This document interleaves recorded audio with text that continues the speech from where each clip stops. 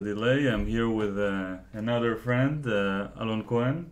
Came all the Hello. way from Jerusalem last minute to help me stream. From the Dead Sea, from the Dead Sea. From the Dead Sea. Yeah. Ah, even farther. And I would like to take a minute to introduce my friend and myself again for the viewers who are not familiar with us, but I think there is a higher priority right now. We have moves, and let's have a look at what happened so far. So we have Carlsen with the white pieces against Caruana with the black pieces, and we have 4 games of 25 minutes plus 10 seconds per move. And the winner from this mini match is going to be the next world champion, and this is the tiebreaks. If they make a draw, I'll explain later on what's gonna happen, or maybe Alon will explain as an official arbiter, international arbiter or something. Yeah. Yes, indeed. So c4 was played by Carlsen, e5, English opening, knight c3, knight f6, g3, bishop b4. Already fighting a variation by Caruana, unlike the one he chose during the World Championship. Shiro variation. It's called a Shiro variation. I guess sometimes knight d5 and bishop e7. e4, which is a rare move in this position. Castles, knight g2, c6, and bishop g2. And this system, with the, yes, it's called the Botvinnik system after Mikhail Botvinnik, the world champion, and it's quite solid for white. And with the bishop on b4, it actually makes some sense to play it because it's not the ideal spot for the bishop. We'll see automatic updates for the moves as we go by.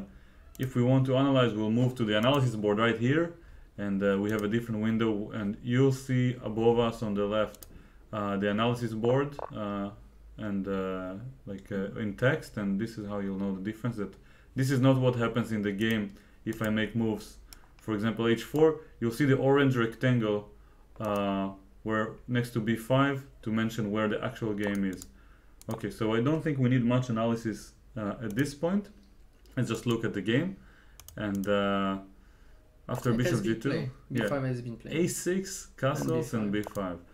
And for those who don't know what the time control means, 25 minutes for the entire game, that's what they have, and every time they make a move they get an increment of 10 seconds. Is that right? Mm-hmm. Yes. And no further increment, no. And d4, wow, that's already something else. I wish the kind of Marogzi or Philidor, if you put I don't think this can be named. Yeah, I think like in this position we have a lot of dynamic play going on. I assume black is going to play d6 to just stabilize the center, otherwise he's in a little bit of trouble because he's undeveloped. And then it looks like some King's Indian position with the bishop being on b4 instead of g7. And yeah, I wouldn't dare naming this line. I'll have a quick look at the chat to make sure that people can see and hear us and everything works properly. So let's have a look.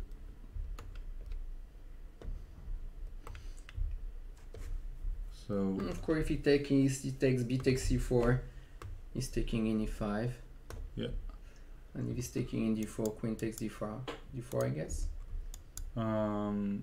Yeah, makes sense. Also possible is knight takes d4 without any fears, followed by e5. That's gonna be interesting. I assume, well, Caruana is already like almost 6 minutes down on the clock, which means that he's a little bit out prepared. And I think Carlsen is a big favorite in this time control, in the rapid. Yes, indeed. And with the openings, like he was much more used to playing all these nonsense sidelines that and even more if he's reaching blitz. Yes. Or the more the time is shorter, or the more Carlsen has an advantage. g6. Yes. Of course, one of the main ideas for black is, I think, is to get the bishop g2 on a close diagonal. This is maybe the weakest piece with white, from white point of view, the bishop in g2. Yes. I think that it's a good position for Caruana because he tried to get some counterplay on the queen side and some space over there. So and it seems balanced. So far it's quite balanced, but White does have a lead in development, which means that he can try to maybe open up the center under some favorable circumstances. Right now his main concern is the pawn on c4 because black is threatening to capture it.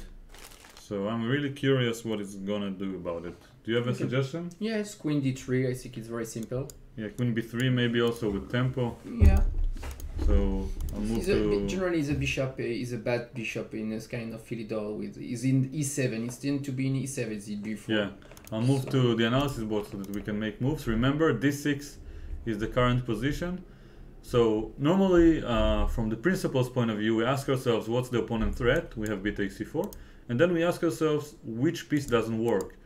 And of course, we would like to develop a piece in a manner that will protect from the threat, especially if it comes with tempo.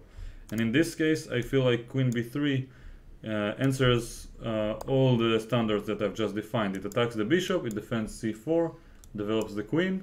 Kind of. It's not the best square for the queen, but it's good enough. Sometimes she can be exposed with rook in b8. Yeah, but that's far. No, it's far, but...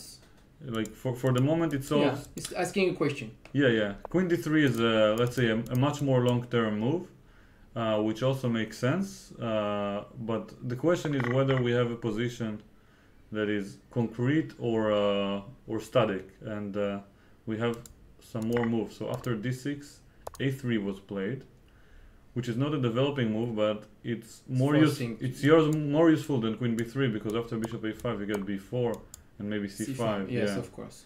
So he has to take. So he has to take, and now you take with the knight, and b takes c4 has been played, and now he has to recover the pawn somehow. I assume he will take a Catalan. On You're a e5. specialist. Not with really. Black. Yeah. With black. With okay. black. Yeah, I'm very good at drawing. to keep the pawn. Yeah. And to suffer 20 moves, 30 moves.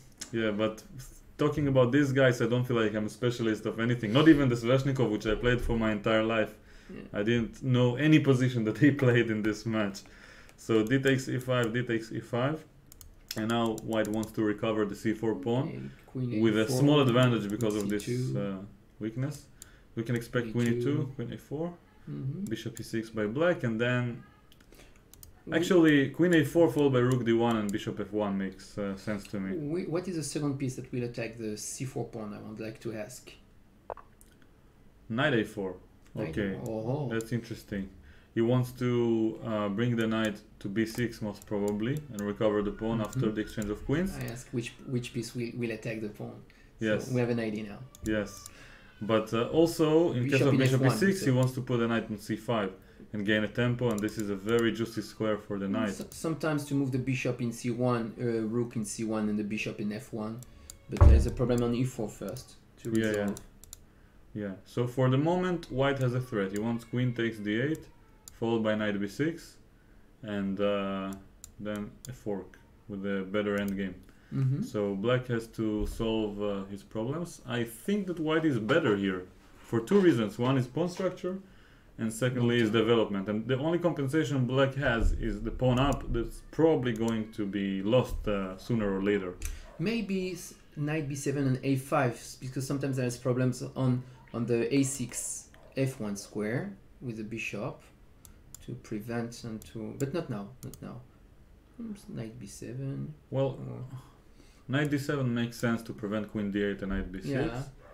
However, rook b8. My main idea is to but after bishop e3, I want to use a bishop b3 square maybe. But now after bishop e3 and rook c1, you're gonna have some issues to protect the pawn. So this a5 might not work. a5. I want to play bishop a6 and bishop b5. Okay. Rook b8 and you use the square on b3. I have a nice hole on b3. That's true. So maybe I have to be faster.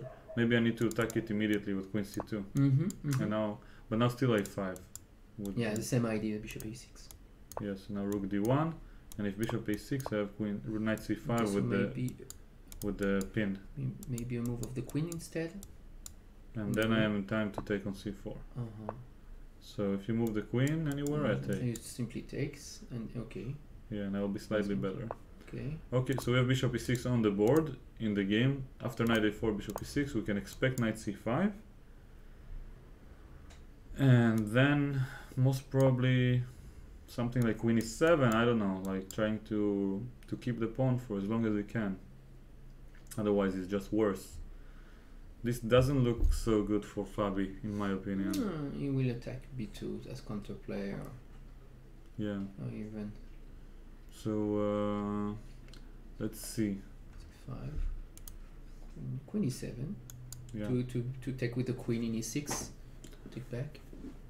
let's analyze. Queen e7, knight takes e6, queen takes e6, and now something like I want to bring my bishop to f1 at some point, so maybe I'll go rook e1.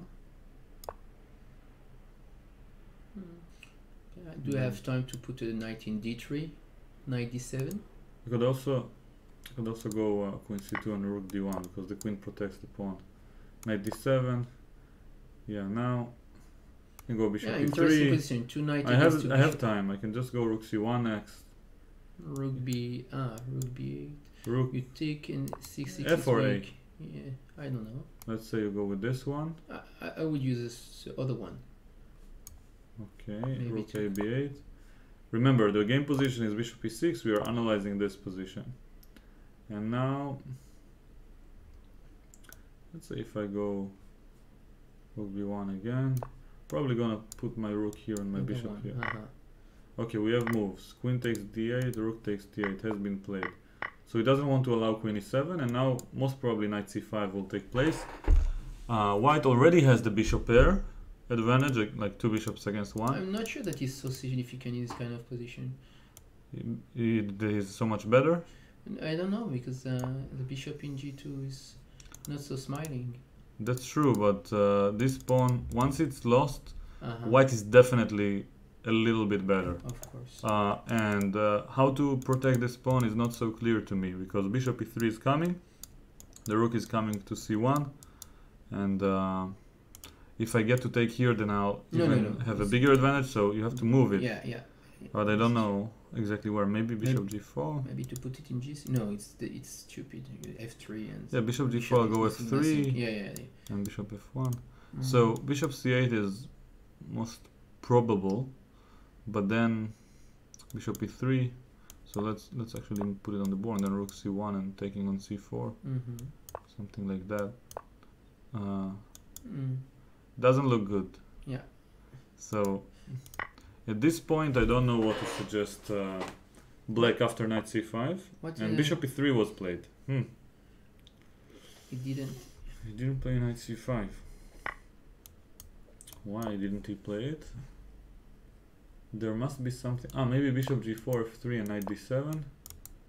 Something like this. To take, and he doesn't get into. This is ID for sure.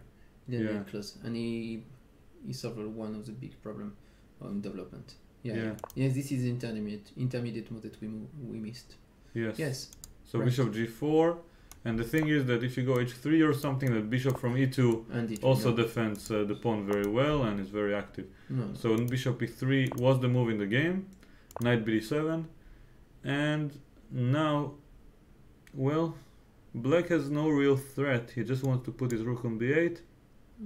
And he has to organize his counterplay on and maybe bring this knight somewhere more active. I don't know exactly where.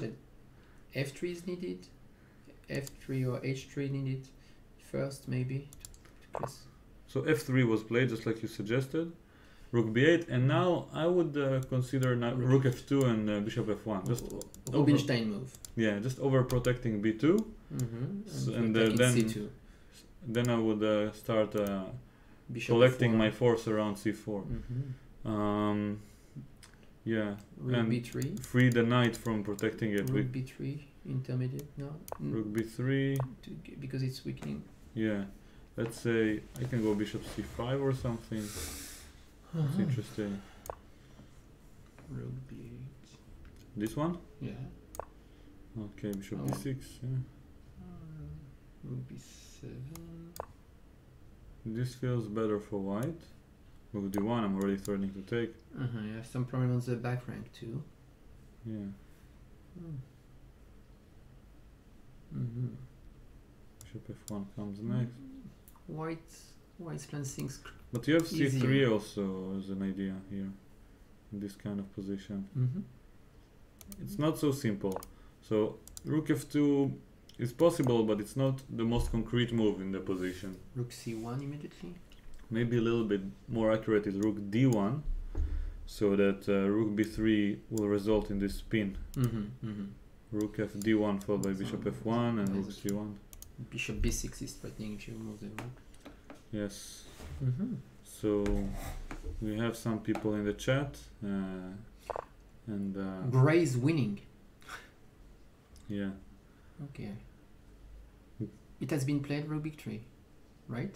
Yeah, we have Gray Jensen who mentions that gray is winning. That's actually the big winner of this match has been the gray color so far.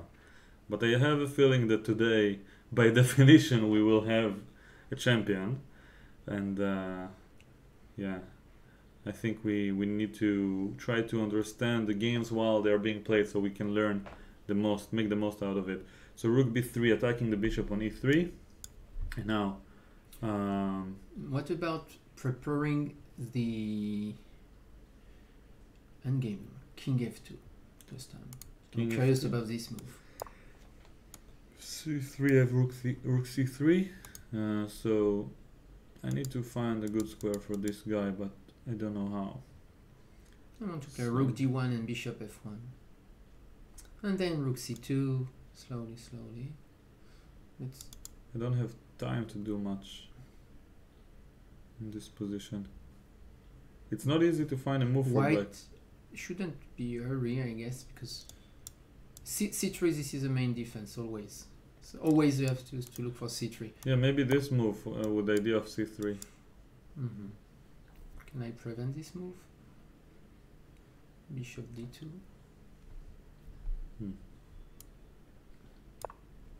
These are Knight b6. And if knight takes b6, rook takes b2. Nice. Yeah. Doesn't feel good for white. So white has to be very careful. He's probably better, but he needs to solve some issues. Active squares for the black. b3. And we have b2. Carlsen down on the clock. I didn't notice it before. Wow. Surprising. Yeah. So let's see. Really surprising.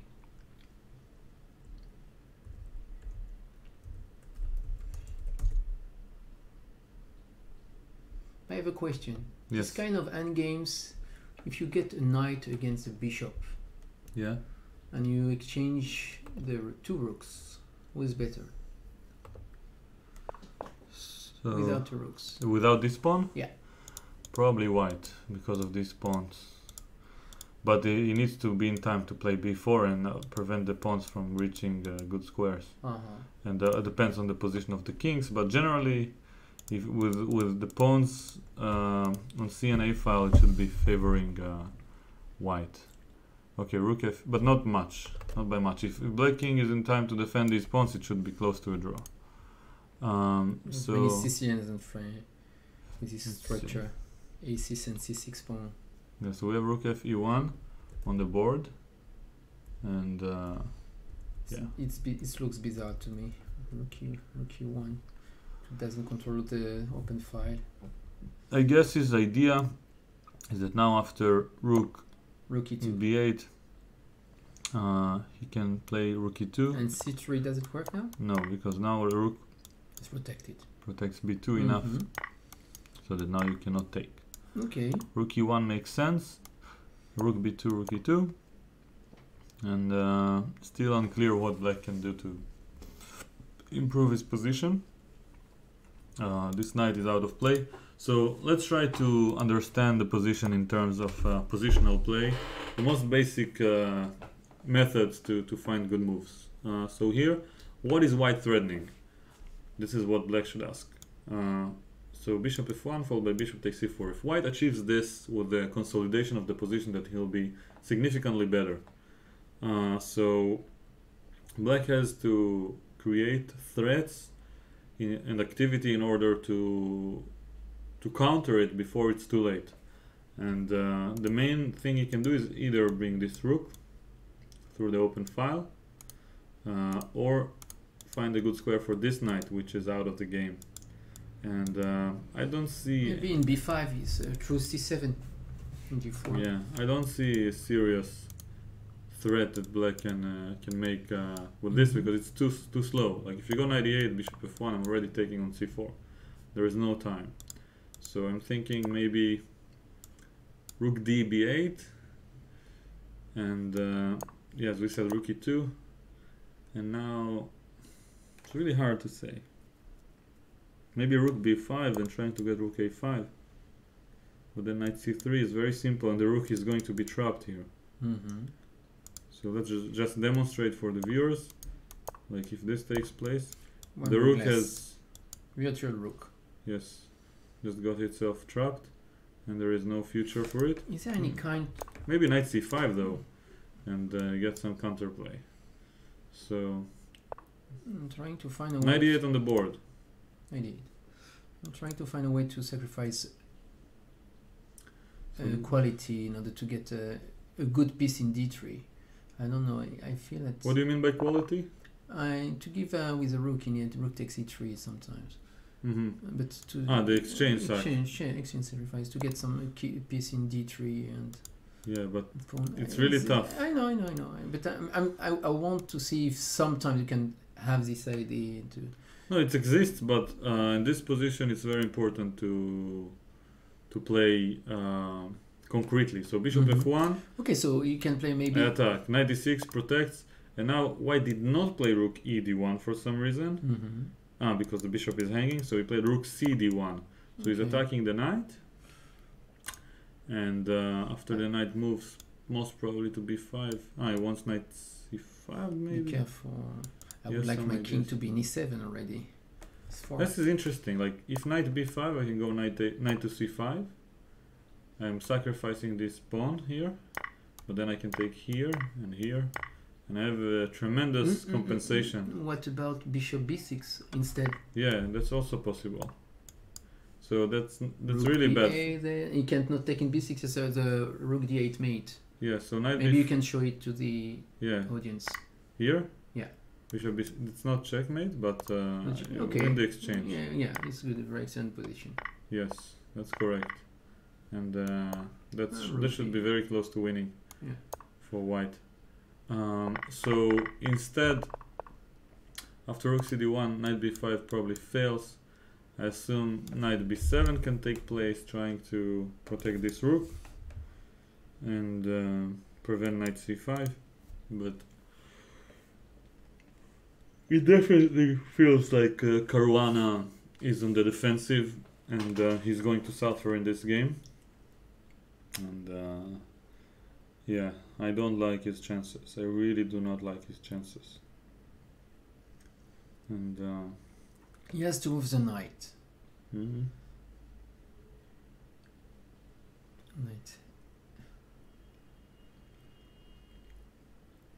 So I'm thinking to myself, knight b7 to come to a5 protected. No, he's taking immediately.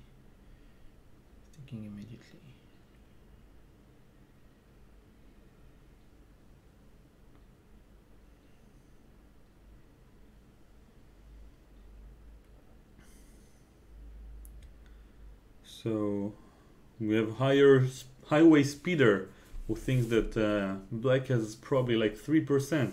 He doesn't even say 3% for what? A draw, a win, losing, silence is what he says. Interesting. So I feel like black is in deep trouble already. And unlike Caruana's usual scenario where he can think his way through and find the best defense, here he's already beginning the game in time pressure. And he's already spent more than half of his starting time on the clock. And he has to make a move. I have a feeling that this game is not going to be in his favor. Okay. Let's be optimistic. What about for Caruana? Yeah. We both root for him, I assume. Knight b5 first. Yeah. He took in c4 first. Okay.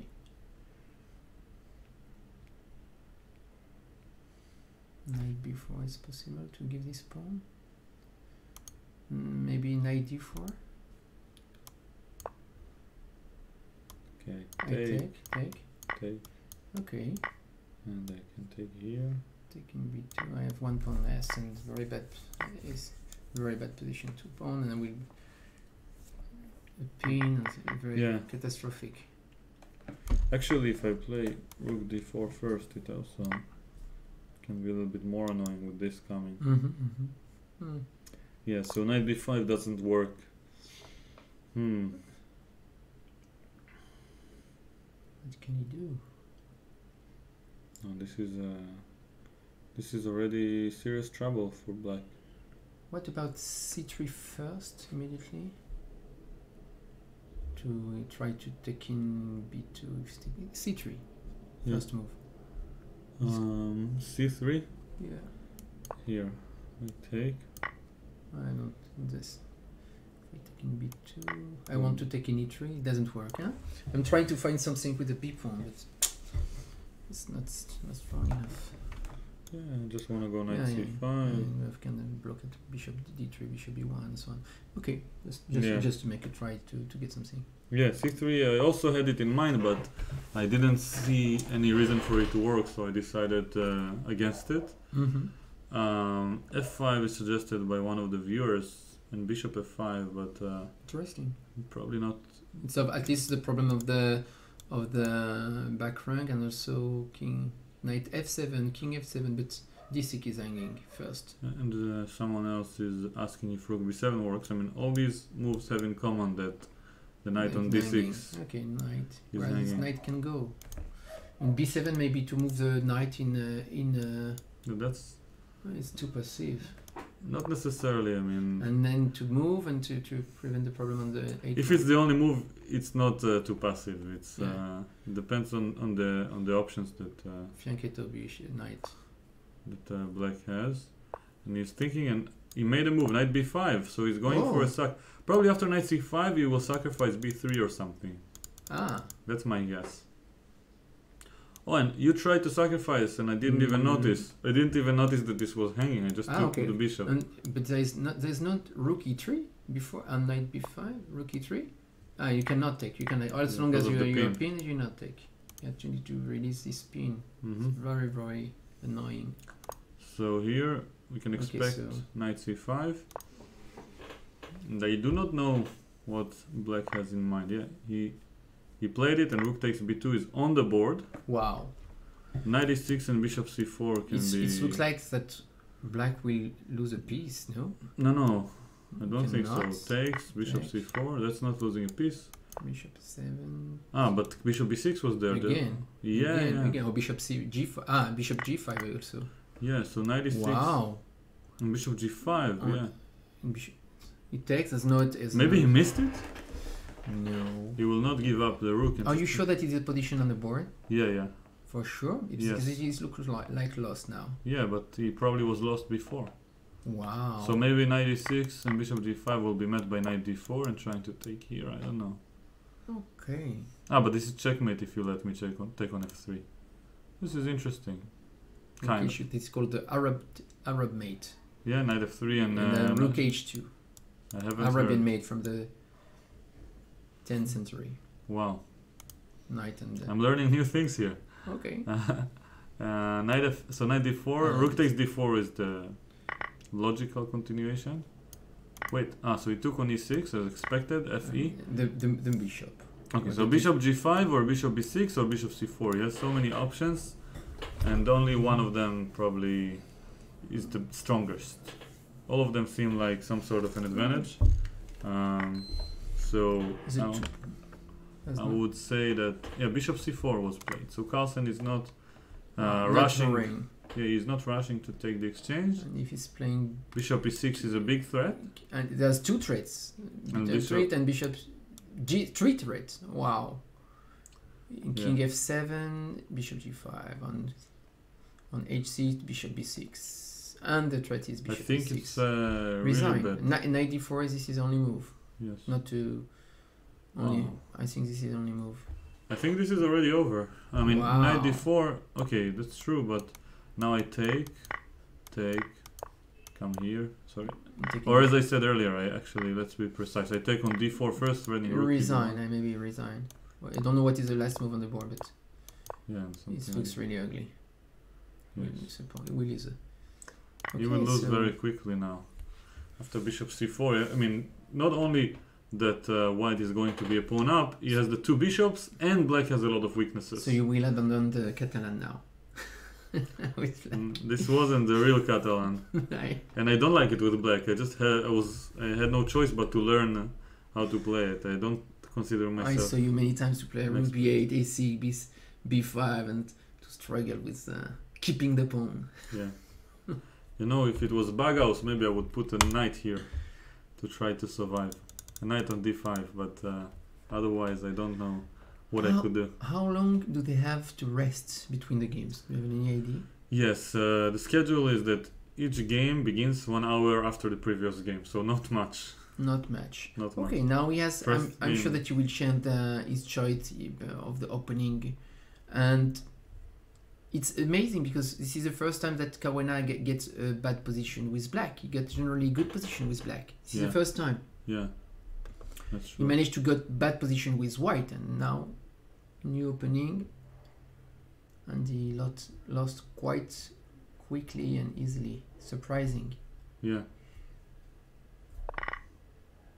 Okay, we have some moves. Knight d4 on the board. It has been played. Yeah, I think we can. So he didn't resign. We can stick to the official game board, as I said earlier, the one with the actual game without analysis, because we have so many moves taking place now. Knight c6, fe, bishop c4, knight d4, bishop d4, e d4, and as I mentioned, I think rook d4 is more precise with the idea of playing rook e d1. And if only black could have played knight d5 and knight takes f3, it would be fine. But unfortunately for him, no time for flowers. Rook d4, knight d5, rook takes d8 comes with check. And yeah, that's a nice one. I haven't heard it before. Is it in French or? No. It's in all the Arabian meant is in all the language. It's very famous. No time for flowers. Interesting. No time for flowers. This is from one of the guy that was playing Blitz with him. Is Yossi Klein. He's not living anymore. And he was always using this expression when we are playing. In English? Yeah, he was speaking in English. Nice. No time for flowers. I like it. Rook takes d4, knight e5, rook takes d8 is winning. Bishop e6 is okay, but even though white is a pawn up, black will be in time to attack the bishop with tempo and unpin himself. So just to quickly demonstrate, I'll go again to the analysis board. And here, if bishop e6, king f8, rook d4, king e7, once the bishop moves, the knight is free to go. And actually, this might even be bad for white, because after knight e5, if you take, I take on f3. Wow. So that's the difference between being better and worse.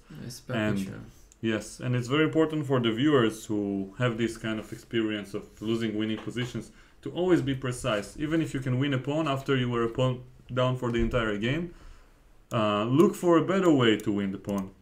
And it's like the piece's activity is much more important than the material in this case. Like being a pawn up and allowing black to untangle himself, or just continuing the initiative and the pressure with rook d4 and rook e d1.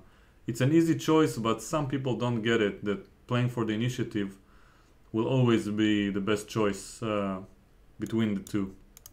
And the only reasoning behind taking material is when you don't have anything better to do. So yeah, e takes d4, and now Carlsen is thinking. He wants to make sure that Fabi has no chance.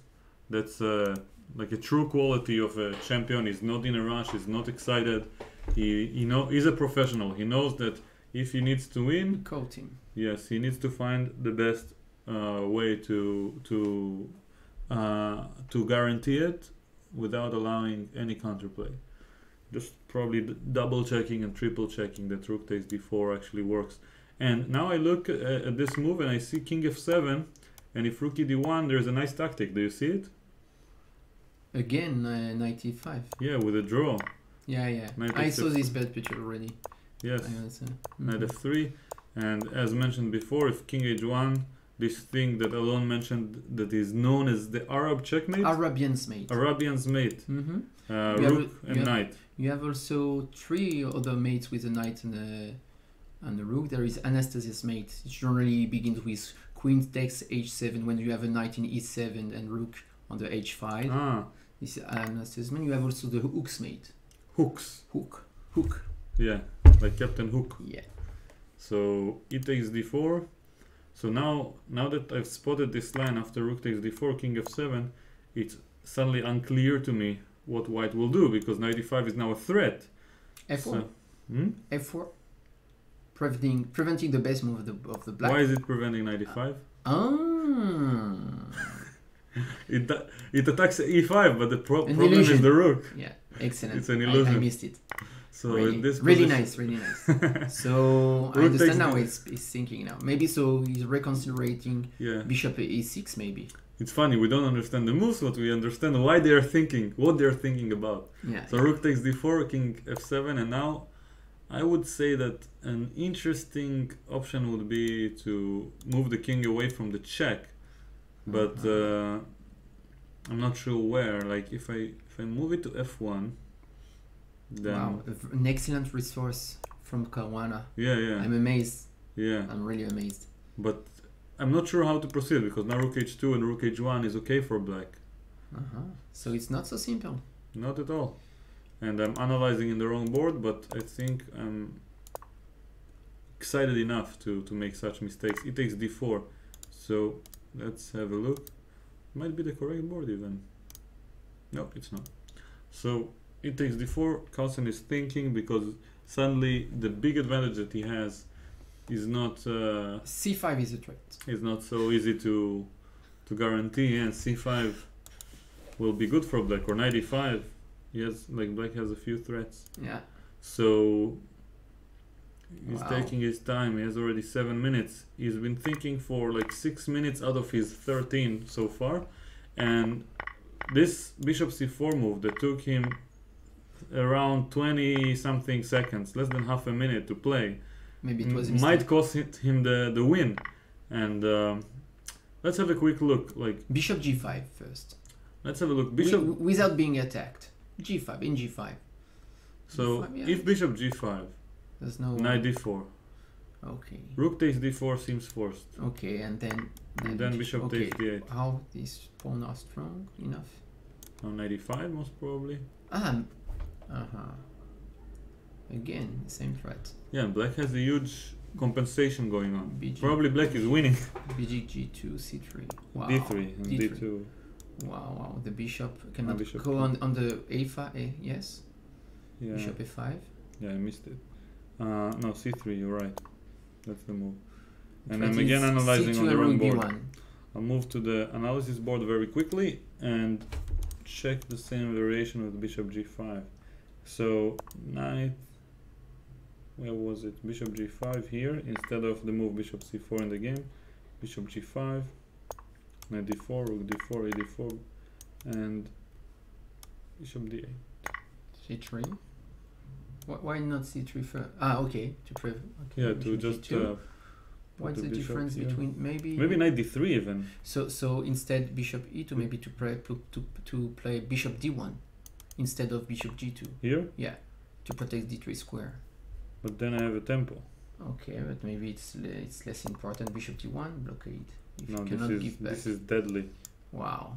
Yeah, wow, no. division. So bishop g5 doesn't seem to work. I'm almost sure that if we are looking statistically, that almost all people who was given that Caruana is completely lost. Yeah. And we see that there are resources. Yeah, of course. When he was thinking for 6 minutes on knight b5, he didn't just blunder. He was calculating all of these resources.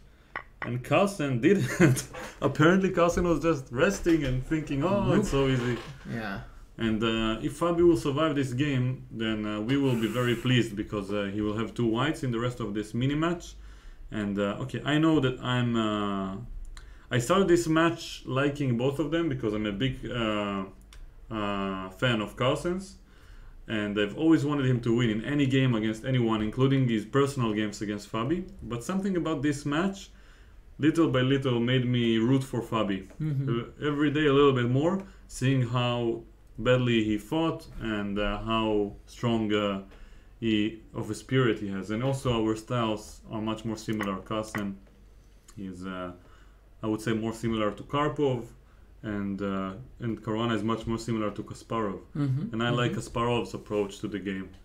Not as good, but as big of a fan as anyone can be. Rook d4 So on the board.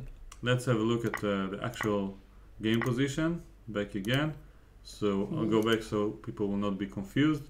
And here, after the move we saw earlier, e takes d4, Carlsen decided to take on e6, king f8, rook d4, king e7 is expected. Now white is a pawn up, so if he moves the bishop backwards somewhere, knight e5 will be annoying, but he can still exchange, and he will have two passed pawns. Okay, but let's check this game. The rook is very well placed. Yeah. Second rank. Yeah, the king is in the center. F3 are weak. The king is in. Yes. C passed pawn. I think it should be draw. So in rook endgames, it's very important to be active.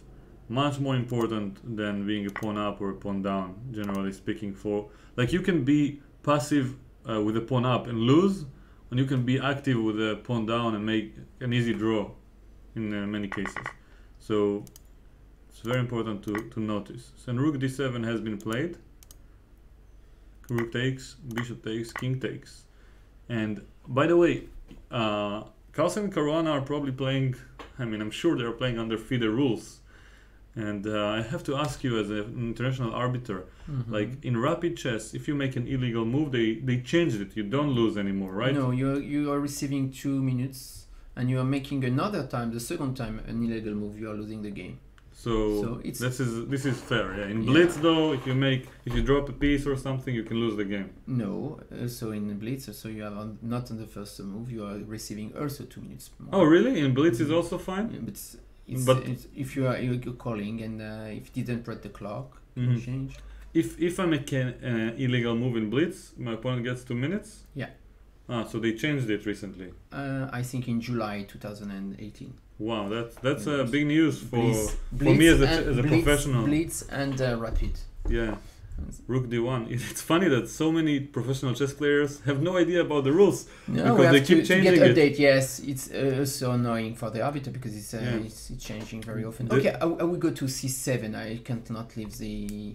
You can also go to e6 though. Yeah. And c5. Yeah. But I mean, he also needs to keep an eye on this pawn. If he goes to c7, the king is cut, and then I don't know, something like. But how do you get the maybe an f4? Okay. This doesn't feel right. Okay, so let's go in the direction of the 4 pawns. Rook d1 the is king on the side. board. King e6. Yeah, this feels right. King e6. And how do I solve the problem? Can I solve the problem of the king that is cut? h4 I would start just to go king f1 next. And then? Okay, depends on what black does. Like my plan is to go king f1. Rook. If I go c5, I'll put the rook here and try to push it somehow. Doesn't seem but like you cannot go so far because if you go in rook. And king e6 was played. Yeah. Okay. And f4 on the board. And in this position, we don't see it, but I have some, let's say, people who mentioned that f4 has been played. And in this position, let's see. I don't think white is threatening much. So let's take it from here. Rook b3 was a threat. Let's say it first. That's f4 it was needed because rook b3 was a threat as double attack on a3 and f3 pawn. Yeah. So f4 is quite logical. Yeah. f4, and it was actually played. f5 is not an idea. Highway Speeder is asking if f5 followed by mating ideas. If the king is in the center, a rook enough is not. A rook alone is not enough. Even a queen alone is not enough to mate a king in the center. So that's not a possibility. What about rook b3 if a4, rook b4? Just taking a pawn. If you go rook b3 though, I'll go king play f2. actively. Okay, and I go king f2 and... Okay, let's check this. Well, now e5, I'm threatening rook d6. Okay. This pawn is very dangerous. Okay, rook a2 check. Oh, now... You're giving everything to not to get... Take. Yes, of course. And then rook d6 and here. Mm-hmm. You have to go backwards because here it is met in 1. Yeah. So now I'm attacking this, I'm going rook c7. Rook a6, very, very bad. King is active. Yeah, now you have to go here. Yeah, you can get even with a king. This is really bad for black. So as I mentioned earlier, you have to play actively. Rook b3 allows white to be active for free. And when I say for free, I mean that you take a pawn, but it's not. Okay, I have another suggestion. Maybe a5, a4. I want to make the same idea, but I want to counterplay that my a pawn can be a danger. Let's say I go g4. Mm-hmm. I'm preparing e5 so that you don't have king f5. Mm-hmm. e5, rook d6. Any way for? e5. Can I play one move before? I would like to try first of all after if and g5 immediately. Now g5? Yes. That's a good move. I probably will have to take. King e5. Rook d7. I'm trying to take here. King e4. Here. King f3. Check. I'm taking rook g3 and the rook behind the pawn. Yeah. Very, very good. Very good. Yeah. So this is good for white. Mm-hmm. Whose move now? Highway Speeder is asking. After f4, it's black to move. So Fabiano is thinking. Carlsen has only 3 minutes on the clock. Wow. And Fabiano Caruana with 6 minutes, thinking for a while now, and he's searching for the best defense because it seems like white is better. White definitely plays for the win, and he has a very easy plan: e5, rook d6, take, and just. I think that all active plans are based on g5 at some time as some plans. I don't know when, but maybe h6, but then h4. Yeah, maybe. No, but then you have maybe rook b3. Maybe it's an achievement. No, the same idea. The same idea. H6 with g5, but h4 rook b3. The thing is that, let's say, I don't think it's a big achievement because if you play rook b3, I go king g2. The same idea. And as before, I'll go here. Exactly the same. We already see this kind of position. And I have king h3 if you ever go king f5, so I don't let you come here. And I mean, it's not that clear. Because g5 now, and you have some counterplay, but no, now rook d6. So king f5 first, and maybe now g5. What about c5 first? I don't want to give my... You have to exchange my pawns in order to have drawing chances. So this looks good actually. Yeah?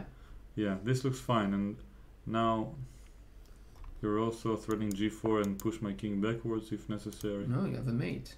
Rook a2 and g4. It's too much to ask for. But yeah, I think that this is okay. And c5, your move has been played. Oh! Yeah, he's going for some active play. So if e5, you'll probably go c4. I think c5 is correct, and now, like, white will have to. I would like to. I prefer to give up my a pawn rather than my c pawn to get some activities. Yeah. This is the only pass pawn that we have, so with black. So. Yeah, it makes sense. So, let's see. What if rook c2? Someone is asking. Well, I don't know which position was referred to, so I would just say that it wasn't active enough, and c5 is very active. Rook d5, rook c2 now, because c4, rook c5 is not so good for black. Okay, just to give a quick demonstration. Yeah. Rook c6 and I take. It's passive. Rook c2, just cutting the pawn and giving the same. Yes. So he's not threatening c4 because of rook a5 most probably. There's no e5. Oh, sorry. So yeah, so here he's not threatening c4, but maybe he will actually play it because rook a5, c3, I lose the pawn, but I'm very active, and the pawn on c3. So I would consider king f1 here as white, because this pawn is less important than the one on c5. So king f1 is what I would play as white. Good move. And I also don't have many other moves. I don't want to move the rook. Okay, h4. So Carlsen is not afraid of the c4 idea. I assume that he also, after c4, he doesn't want to go for this pawn. He wants to play f5 and g4. So if here g4 and e5, you see, and he's very active. Yes, and he's a little bit ahead because he has more pawns. So h4 was played, very dangerous for black. He still has good winning chances with the f5 plan. So if c4, yes, then I can just go f5. You go somewhere. In f6. f6 gives me a tempo because now I get this. Okay. And I cannot prevent it anyway. Yeah. So. But now my pawn is here for free because this comes with check. Okay, so king e7. Yeah. Now I go e5. c3. c3. It's better for you if my pawn is here, but still I will go rook c5 or something. It's still very bad for black because of white's activity. I don't know. Maybe rook in this kind of position. Rook e2. Rook e2. Okay, king f1. Then king f2. 1 second, I'm calculating. Okay, let's see the game position. Rook d5, rook c2, h4, c4, f5 check, king f6. So we can expect g4. Okay, so this is what we can expect g4 and then rook e2 probably. Interesting. You reject king e7. And now, okay, I would consider g5, king e7, e5. This looks terrible for black. So we get the same position with one tempo less because the king can go directly in e7. Yes. So maybe nice. So king f6 we can so f5 is on the board, and we can expect g4 to come in case of king f6, and yeah, I don't know. Yeah, everyone wants to see the game board. This is the game board, my friends. I'm not making any more moves. But I'll just to be clear, I'll put it here. So now f5. So if king f6, g4 and e5. But he went rook c5. So I guess he wants to prevent rook e2. He has rook takes c4 prepared against it, and only after c3 will he play g4. What about h5 now? He given tempo to prevent g4 and h5. h5 prevents g4 indeed, but then king f1, and then you have trouble making progress. Rook c3. Rook c3. I can go king f2. Okay, if I'm taking in c4. Okay, yeah, I have no choice. I've terrible, but maybe you have maybe no choice. h5 I can also go here. Yeah. No, h5 makes sense. Don't get me wrong. He did play it. It does make a lot of sense because if I get g4 and g5, then black is in deep trouble, and that's probably a very good move. But black will lose his c pawn and will win the a pawn, but will get a very bad pawn, an e6 pawn, and the rook in front of the rook. So yeah. So in this position, rook c3, then okay, king f1, I guess. Or if rook c3, I go king f2. Rook a. Can I play rook a5 now? It looks like a little bit materialistic, but well, c3, rook takes check, king e7, rook e6 check, king d4, king d4.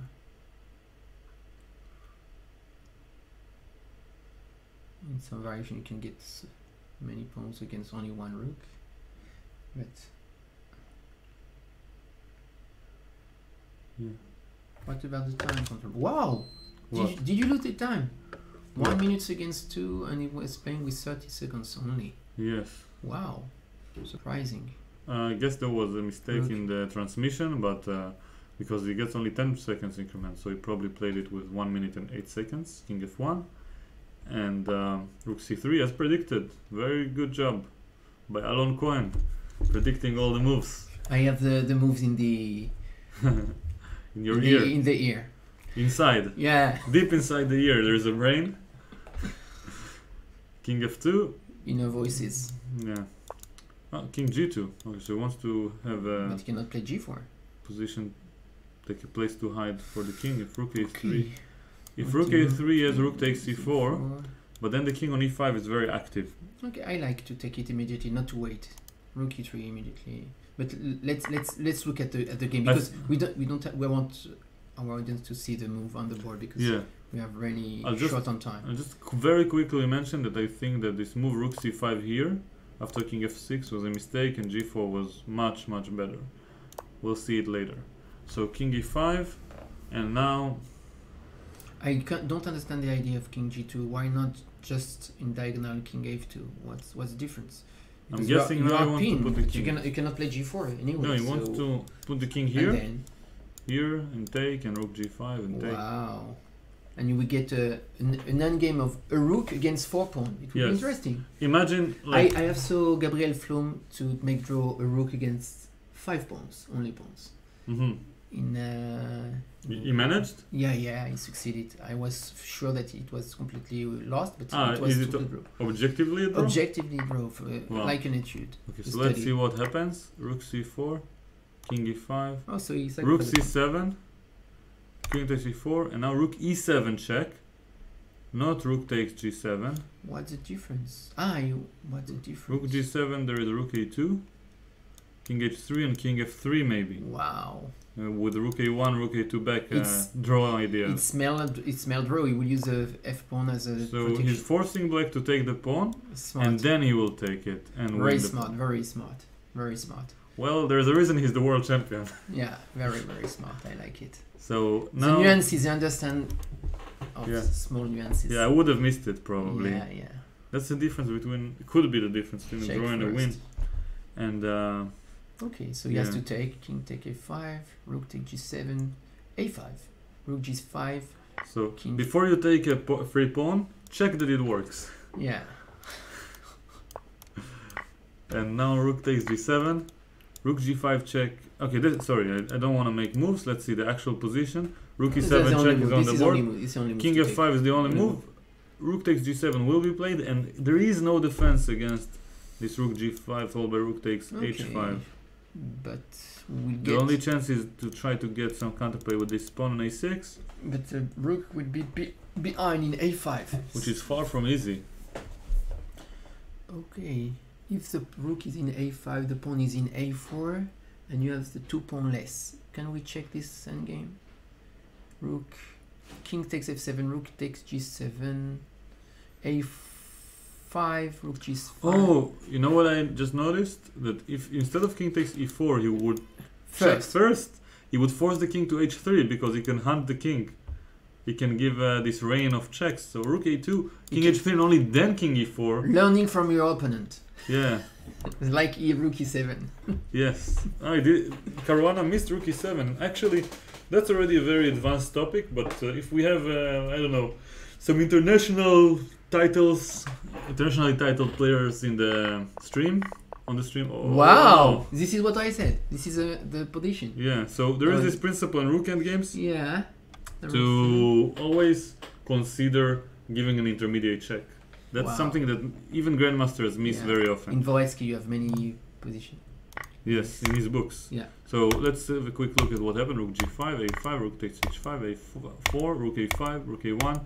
And according to my understanding or knowledge, if you may refer to it as such, this endgame is winning for white with these 2 pawns versus deep pawn when the rook is behind. I will exchange the position of the 2 But rooks. there is one critical decision later on to decide whether you push g6 or h6. One of them is drawish, so you have to know which one is correct. I have no idea. And if I'm not wrong, if you put the pawn on h6 and black king on g6, then this is a draw. So if white pawn here is on g5 and the white pawn is on h6, the black king reaches g6. So he has to play with g5? Yeah, so at this point, okay, this is relatively easy. You go g4, you give a check, then you push. Wow. Okay, they just make moves to gain time on the increment. Let's have a quick look at what happened because I didn't manage to follow. King f3. Wow, 30 seconds, we're at 30 seconds. Look at the clock. It's crazy. 24 seconds. Yeah, Carlsen maybe was delving into thinking. He panicked in the last couple of seconds, making quick moves. h5. That would be shocking if he will have a winning position and lose a game on the clock. Okay, h5 is played. And now it's relatively simple. You can just bring your king up and give a check, or bring the pawn up like this, and then king g5 and check. Generally, when you have a pawn, you don't want to get it. After a2 though, rook h1 is a big threat, so you have to put the king on g4 and be careful. Umbrella. Yeah. You use your pawn to protect yourself from checks. Yeah, king h7 and g4. So now if a2, you will go back with the king to g2 to protect from any checks. And this is a losing position for black. Wow.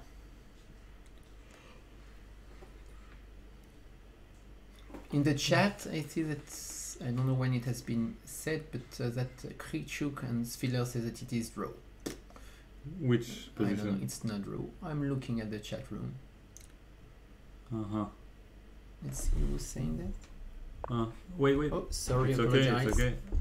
The chat, we cannot really follow it without... yeah, maybe I can go up a little. So, Doesn't matter. oh, we have Bailu. king g7. King g7. Which kind of defense that can you get in this kind of position? King g7. So let's have a look. g5. No, king. Okay, so it has been played. King h4. Finally a2. King g5. Here h6. So you see the white king is protecting all of the pawns.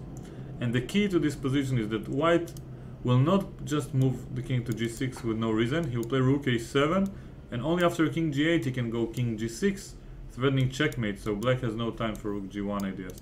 And Caruana will resign soon. That's what I expect. If king g8, I can go king g6 immediately. There is nothing to do, and we can expect white to win. And this will be the first decisive game of the World Championship First blood 2018. And let's see. He's playing. Okay. Yes. He gave up the pawn with rook b1, rook a7 check, king g8, rook takes a2, rook b5 check, king g6, rook b6 check, king h5, and we can see g5 coming next. There's with no chance. No study like that exists at all, I guess. Only if the black king reaches g6 in this position. So, but there's no any way to reach any fortress here. No. No. This is lost. Yeah, and actually it's funny because the game lasts for more than an hour, so the second game was supposed to start already, according to their schedule. So as far as I can tell, I don't know if they have a break or not, but the second game will begin very shortly after this ends, and I don't see a result yet after king h5. Yeah, he resigned. So we have the first decisive result. I wouldn't be so happy though, because I wanted Fabi to be the one to try his luck to be the first decisive should be extremely player from the winning side. But well, he still has a chance. I mean, this is a tough situation to be in. I'm not jealous of Fabi's parents right now. Yeah. And when I say it, I mean that I see a lot of parents in kids tournaments waiting outside and being stressed, a little bit stressed. And in this particular situation, I don't know who's under more pressure, like if it's Fabi himself or his surroundings, like the people who support him. Fabiano also is because he's used to it in a way. Yes, but he's playing his life. He can be.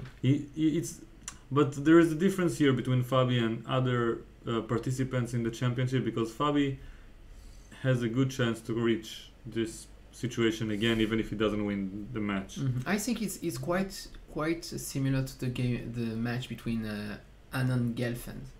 That Caruana, like Gelfand, show that they already surprised most of pronostics, and all people say they wouldn't get to this point, but they already did.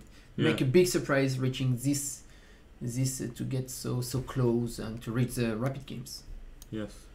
So now I don't know what happens. We have to wait for some update on the board. Try to refresh.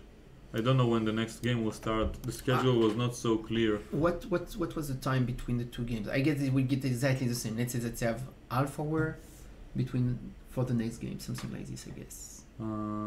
So as far as I know, the second game was supposed to start 10 minutes ago, but they were still playing. So yeah, we have some Carlsen fans being pleased with the win. You know, I'm happy we have a winner finally. That's exciting. We have some blood. We came here to see, you know, two people fighting, and we had nothing but draws for the first 12 games, and finally we can see something interesting taking place. So let's. I see in the chat Adam Obeidat that is saying the next match after 10 minutes only. I'm not sure if it's so true. they have 10-minute break after each game probably. It's very, very short. So in the meantime, I can let the viewers attempt to solve a study that I prepared in advance, but not fully. I just prepared the game and didn't write the text properly, so I will quickly upload it here. So let's see, it's supposed to be this one. So it's white to play and win. Study by Yohanan Afek, the one and only, my favorite composer. And yeah, and we will be back soon after a quick break for the second game. And you will be able to see some updates maybe on the board on the bottom right if the second game will begin.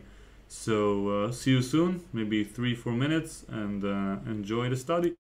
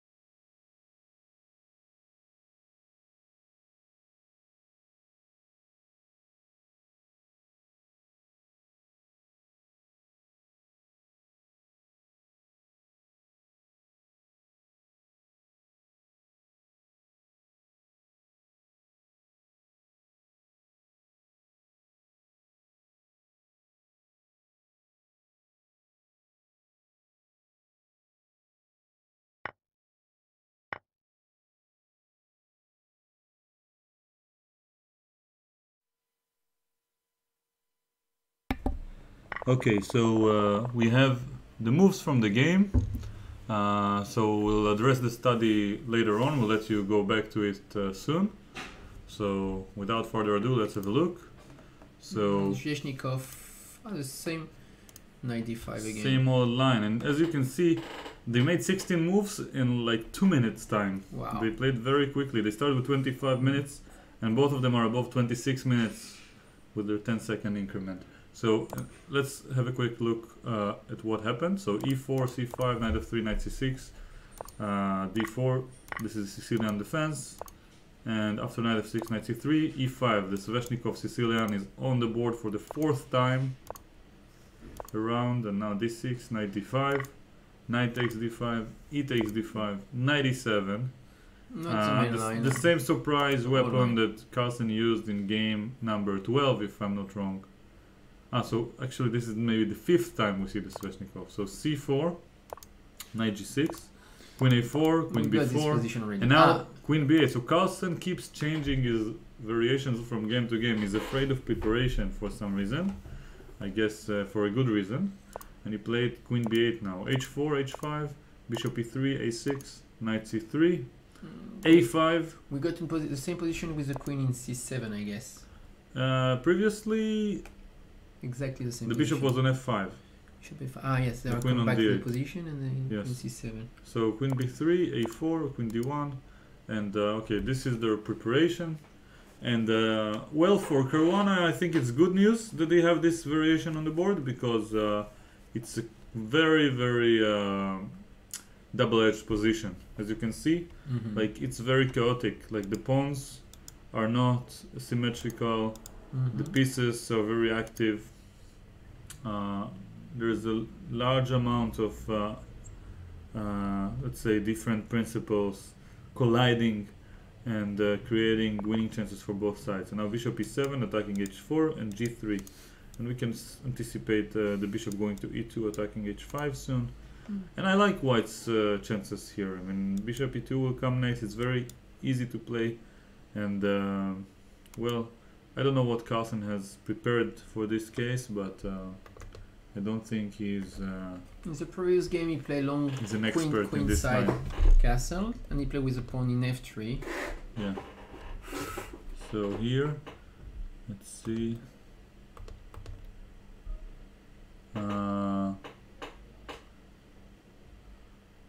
So this is game number 2 out of 4 games of Rapid. The winner, the one who will collect more than 2 points in these 4 games, will be the world champion. Either the new or the defending world champion. And Caruana is behind on the score. He's lost the first game. He has 3 more games to make up for it. And this is his first attempt. So game number 2, g3 is on the board, and Carlsen delves into his first think of the game, and that's quite a deep think, taking into account that both players blitzed out the moves very quickly. I don't think this is a good outcome for Carlsen. Bishop e2 is a threat, real threat. You want to win a pawn. To enter preparation and start thinking before Caruana does. Because the whole point of surprising with queen b8 is that Caruana will start thinking and will be a little bit less prepared. And yeah.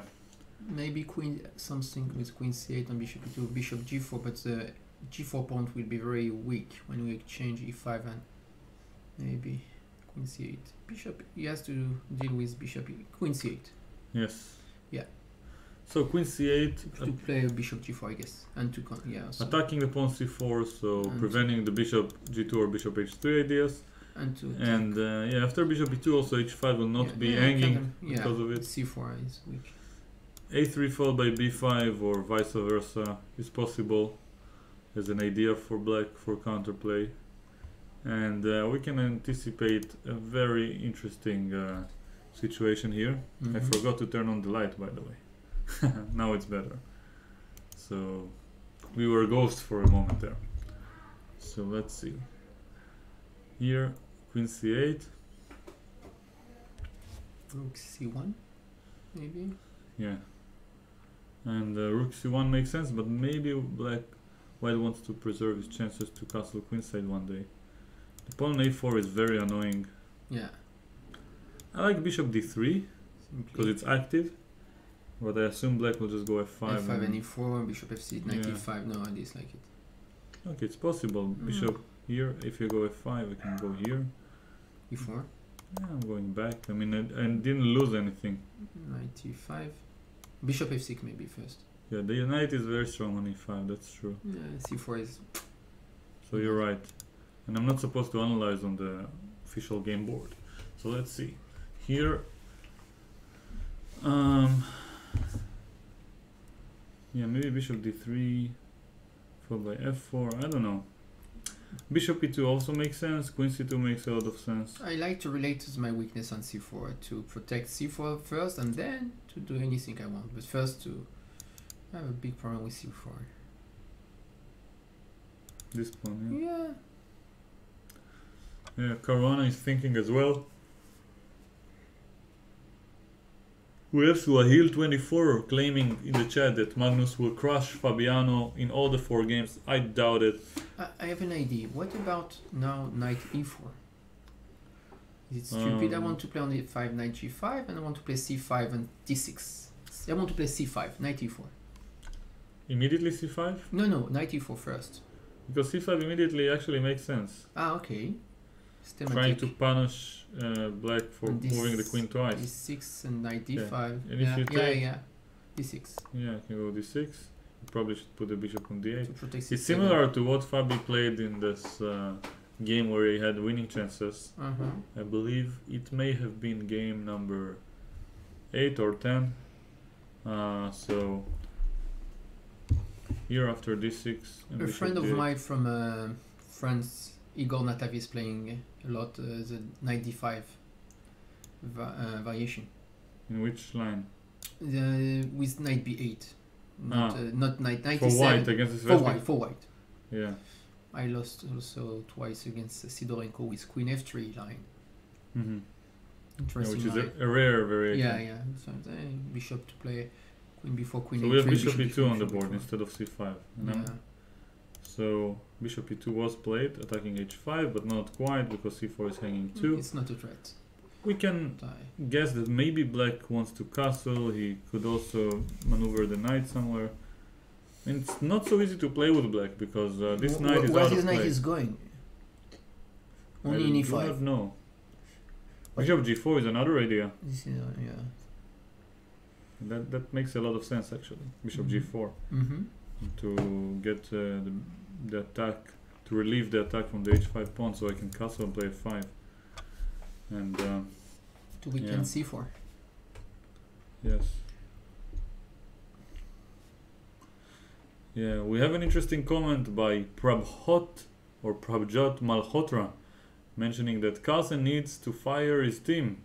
He was unprepared most of the games. Well, maybe it's his team that needs to fire him, because it doesn't necessarily indicate on their work. I mean, Carlsen has his own style of training. He has his own style of working on openings.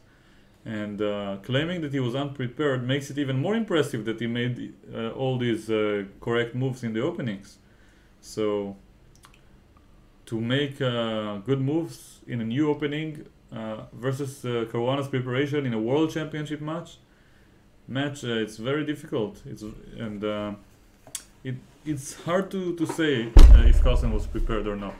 My guess is that Carlsen's Bishop g4 on the board. You're right. Yes. Carlsen's style of preparation is different from other people's. He's not going to memorize all the variations. He tries to grasp the position F3. with general concepts, and he's capable of posing practical problems even when he's unprepared. So bishop g4 on the board. I like f3 and c5 immediately. The problem with f3 is that it's very weakening. So I go bishop f5. King f2. Maybe. He didn't play c5. And now, okay. Can also go all the way back to d7. But I'm not supposed to analyze on the official game board for the 10th time. He's more intuitive. That's correct. Magnus is a little bit more intuitive, but not a little bit. He's actually the best. He has the best intuition in the world, as far as I'm concerned, and he's very good in blitz for this reason, because the intuition has the ability to generate good moves very quickly, much more quickly than anyone is capable of calculating. Oops. So bishop e2, bishop g4, and rook c1 was played with the idea to recapture with the queen. Maybe play knight b5 next, maybe c5, maybe knight e4. C5 is And for now, it's good to keep the tension so that f5 doesn't work because of f3. King could recapture on e2 according to highway speed. I'm not sure, because sometimes you have bishop h3, you take in f3, h4, and the rook and the bishop or attack both of them. Sometimes on f3 bishop, and I think f3 is generally weakening. It doesn't achieve much. So he played it already in the previous game. He played this structure with f3g. Not this structure. He played something else a little bit. Like there was a bishop on d3. Yeah. The pawn was on f4. That was quite a big difference. Like with the bishop on f5.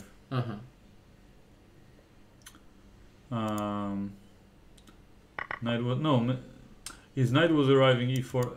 I know what you mean. Like it's possible. Like maybe now after the exchange, but like with the bishops on the board, I think it makes less sense. The knight is not coming into e4 very quickly. So he took and played queen f5, which is a very active move with the queen. And what about knight b5? Knight b5, short castles. The point of the queen f5 move is to defend h5. c5. So why not c5 knight, immediately? Knight b5 first. Why not c5 immediately though? What do you want to play if I'm taking? d6. Okay, I wanted to do the same, but with the knight in b5 first. Okay. Could also take here and check. And queen takes. Sorry? Here, yeah, check and take. It's slightly better for white, I guess. So c5 looks like a very principled move, and for the 11th time, I should probably move to the analysis board. But the people don't like when I analyze, and they have difficulties to follow. Which one is the... Well, yeah, so I'll just try to focus on the arrows and say variations like in our head. So in this position,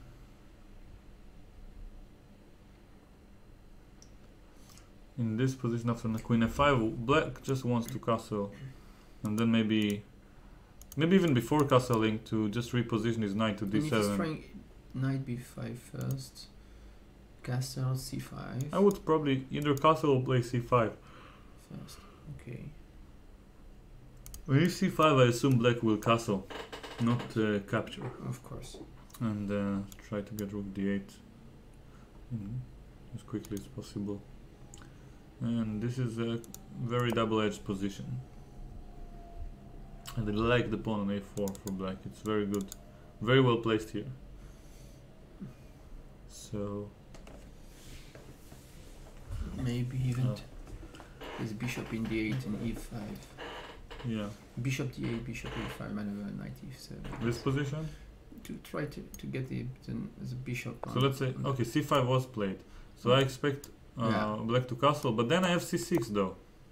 And this pawn is quite dangerous. And if you take, I have the d5 square for the knight. Rook b8. Which one? Here? No, this is the other one. Okay, castle. Maybe bishop d8. This must be better for white. I have this coming. You take with the pawn. This is protected. Yeah, so c5 looks good. And if d takes c5, bishop c5, probably black is forced to castle. So we'll soon discover what Carlsen has prepared with black here against this move.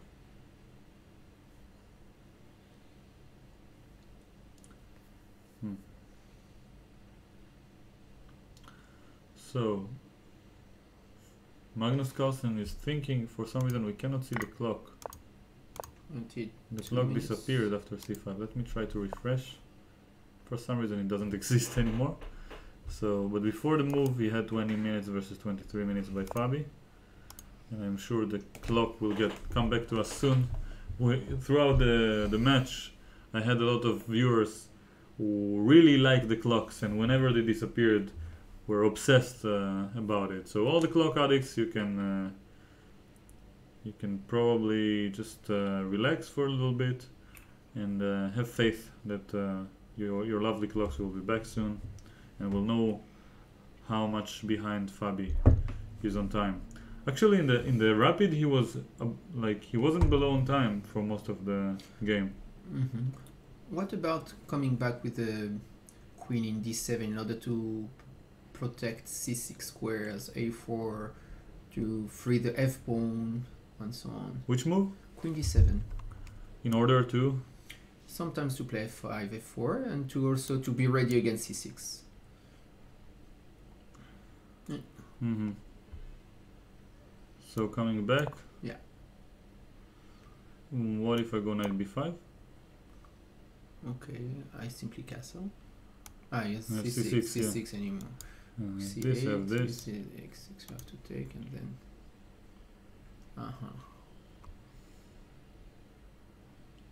Go rook c8 if you want.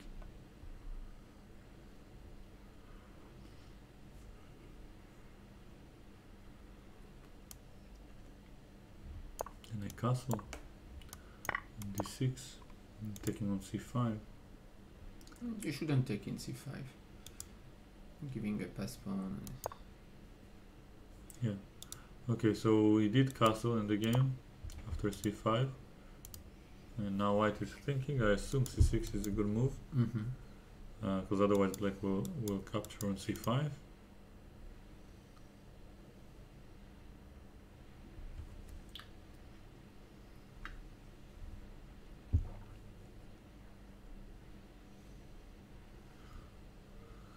Someone is saying that the match should have been 24 games minimum, but you know, for me, the streamer, I would be out of energy by the second half of the match. The best joke was from Krichuk.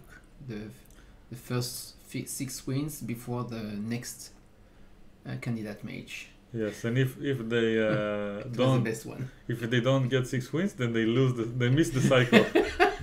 I really like it. Yes, always very good joke. Yeah, but you know, I wonder like how the world will seem if people will take his jokes seriously and construct the chess world accordingly. I don't think it will be much worse. It will probably be better. But the problem with this strategy is that if they play 50 games and then get to 6 wins, I don't think many people will like it. And the scheduling and so on. Very difficult to schedule the flights and to schedule the event when ordering, a big haul. I think this was the main criticism against this first to certain amount of wins. And we already have the World Cup where people don't know when to book their flights with the knockout system. So, yes. 3 candidate mode, knight b7, short castles, and c6. One of the 3. Here? Yeah. What is knight b7? Knight b5, short castles, or c6. Yeah, that's correct. 3 candidate moves for white.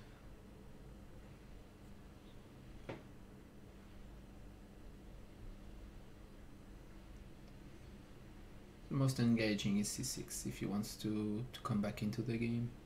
I think he has to go to get an immediate pass pawn. Yeah. Castle is maybe too slow. Agreed. So I like c6, but it's not so easy to prove because black has a lead in development. So here, what can we expect by Fabi to play? I mean, he has no other moves, no other real options to consider. It's either c6 or knight b5 or c takes d6. C takes d6, I don't like it. Yeah, me neither, but I mean, if like c6 fails, then what else? This knight b5, okay. I guess it makes sense, but knight b5, rook d8, and then eventually you have to make a decision. Probably c6 though. Again. I guess if you like this, then you should play knight b5. But I'm not the biggest fan of this variation. Castles e4. Well, what I dislike in this kind of position That's is that always there is sacrifice. If you want to make draws, there's always white has to calculate the sacrifice for 2 pawns and some kind of perpetuals. yeah. And Or even now, attack. and now he cannot allow any kind of this sacrifice on this. Yeah, and Caruana is size. thinking for a while now.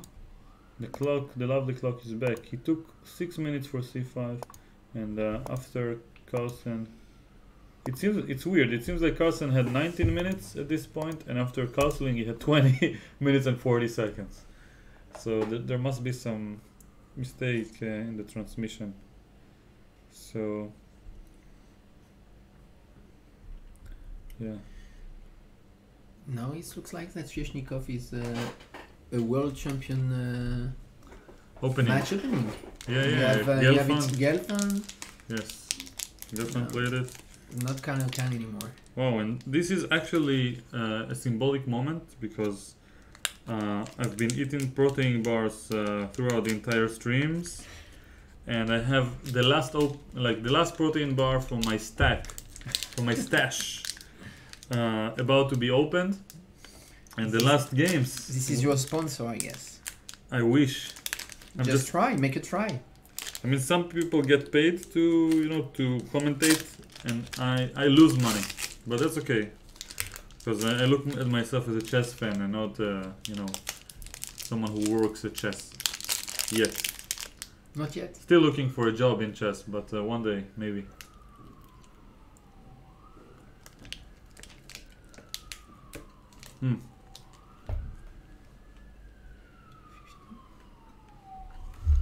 We have castle short and deep think. Imagine how much more difficult it was to wait for a move in the classical format. You have to just sit there and find topics to talk about.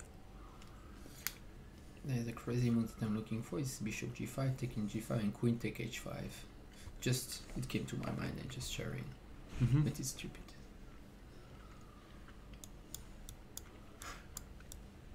Yeah, see. It's just... Yeah. I'm looking very often at silly moves.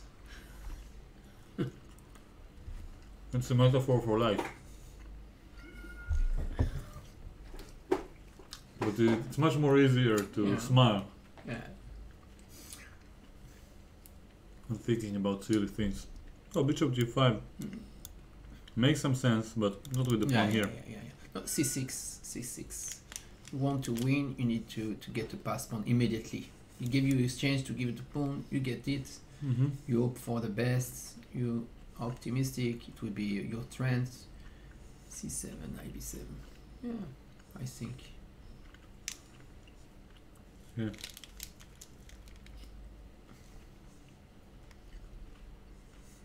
Yes. Yeah, Yes. baby. We have c6 on the board. Fide would be proud.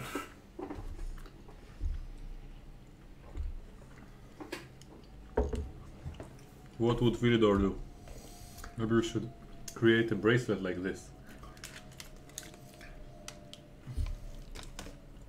Okay. Fide liked pushing pawns. Yeah. And give qualities. One of the first game that is analyzed in Qualities, you mean exchange side? exchange sacrifice. Quality. It's in the book of Kasparov. In the first one, he's commentating one of the game, very interesting game with pawns or exchange sacrifice and pawns that is rolling straight forwards. I love it when the pawns are rolling. One time I was in exchange down, and I had 5 pawns that were passed pawns. Wow. So, after being the exchange down, I sacrificed... No, first I was a piece down for 3 pawns. Then I sacrificed the exchange. So I was a rook down, and I had these 5 pawns supported by a knight on e4. So imagine these 5 pawns and the knight on e4 supporting them, and they move forward. My opponent has 2 rooks that can do nothing. Do you know the position of Alterman's walls with 8 pawns on the 5th ranks against Fritz? Very, very famous position. 8 pawns. I've not seen it before. With very, very famous win of Boris Alterman. Versus Fritz? Yeah. 8 pawns on the 5th. Wow. With white. Apologize. A4, B4, C4, D4, E4, F4, G4, and H4 with white. Wow. He played a reversed Stonewall. And achieved this. Yeah. And Black had no pawns on the 5th. Not too many. No. It's a middle game, but it's extremely aesthetic. Yeah. I like it. It's funny to get 8 pawns, like kids like to do. That's a life goal. Yeah. D takes c6, rook f8, and now queen c4 on the board. Attacking, defending c6. Preparing knight d5. I like the position. He didn't play knight d5 immediately because of queen e4. Yeah, I really like the position. C4 is well protected. A4 can be attacked. After knight d5 it will look like white has a decent advantage. I assume rook b8 is now the idea, but then knight a4 is also possible. Rook a7, rook a7. No, I can't. Sorry, I apologize. C4. Have to. Rook a5. No. Maybe knight d5.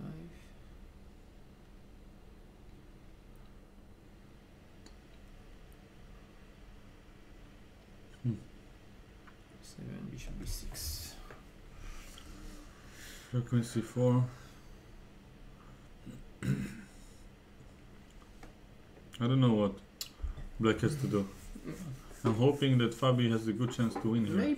Maybe bishop d8 in order to control b6, c7 square, and to put the bishop in ace. Well, then I just go knight d5. Bishop check. Bishop check. No, so bishop d8 I castle. What do you do? Bishop a5. Anyway, this is a bad piece. This is a piece that I don't want to keep. This bishop. I don't like it. Let's get my knight to d5. I want some square for my knight in g6 also, and to attack the c6 pawn sometimes. I played bishop d8. Will you look at this? Wow. You predict all the moves today. Castles, and then maybe your move bishop a5. But still, knight d5 or knight d4 look better for white. Even knight takes a4. And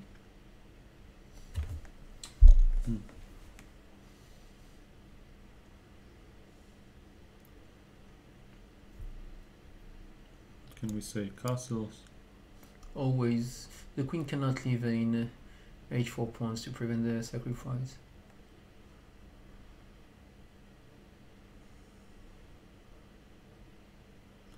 David Grog, thank you for the compliments about the format that I made with Joseph.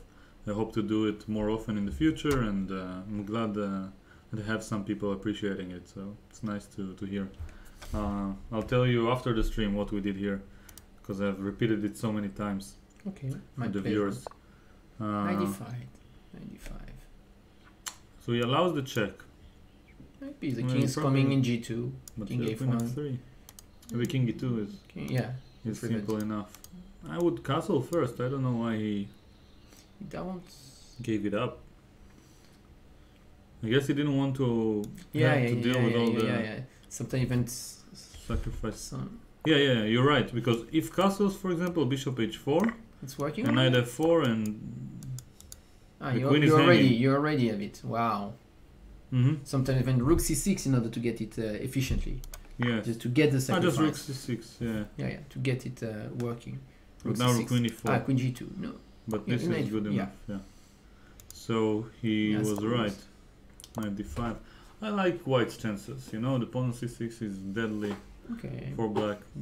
Bishop f5 anyway. I like this move. And to allow sometimes knight f4. Yeah, we can expect queen f3 maybe to be played here. So you don't allow king e2 and then bishop a5 check after. What about short castle on queen f3? Then I can maybe do the Knight same. h4? No. And rook c6, does it work? Don't think so. Yeah, it does. Again? Ah, but then there is check by the knight. Take, Wait. e8, queen e8. Check I think it might work. Let me see. Take and rook c6. What do you do? Because this knight is hanging, so you don't have time. This is just coming with the draw. I could even try bishop takes h4 in this position. So after queen f3, you're not supposed. This is why I really don't. Not supposed to castle. Queen f3 is looking like a decent move. King d2, it looks very dangerous.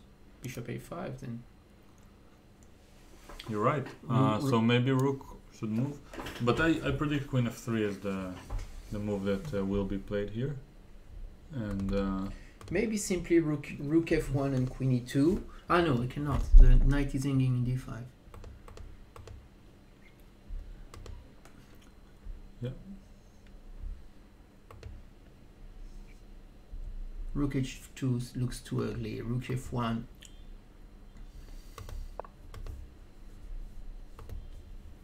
Is it a good strategy to make a draw in such a position when you are leading in a match with black? Of course, especially To when get you white then? especially when you might be worse otherwise. But Carlsen doesn't play for a draw. He plays e4. He wants to play knight e5 and start attacking. There's no And in case white of squares. castles, white he squares. will take on h4 and he cut the queen off. So he gets some very good counterplay. Knight e5. I missed this. C6 is beginning to be. Yeah. So I kind of missed it, and I feel bad for it because now knight e5, knight d3 is a huge idea for black, and white might be even worse in this position. I don't know how we both missed it. It looks so natural, and this knight doesn't work. This is a natural square always, or the bishop or the knight. If I may criticize myself, I will say that sometimes I get caught up with variations and ideas that I forget to think, just normally, keep on thematically, like just which piece doesn't work, how can I include it in the game? Especially without bishop in e2. Yes. We have weakness on all over the white squares now. Yes, this is the worst piece by black. It comes to the game with tempo, with many threats, and not only that it does this with the piece, the e4 pawn is cutting the queen away from the defense on the king side. So that's a fantastic move by black.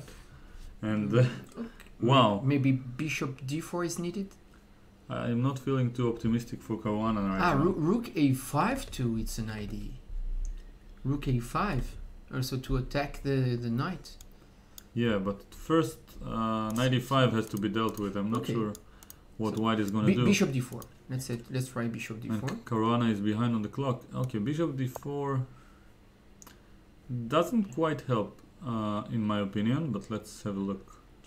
Bishop a5. And now I want to take in e5 if you're coming with a knight. Simply to want to take and play c7, I guess.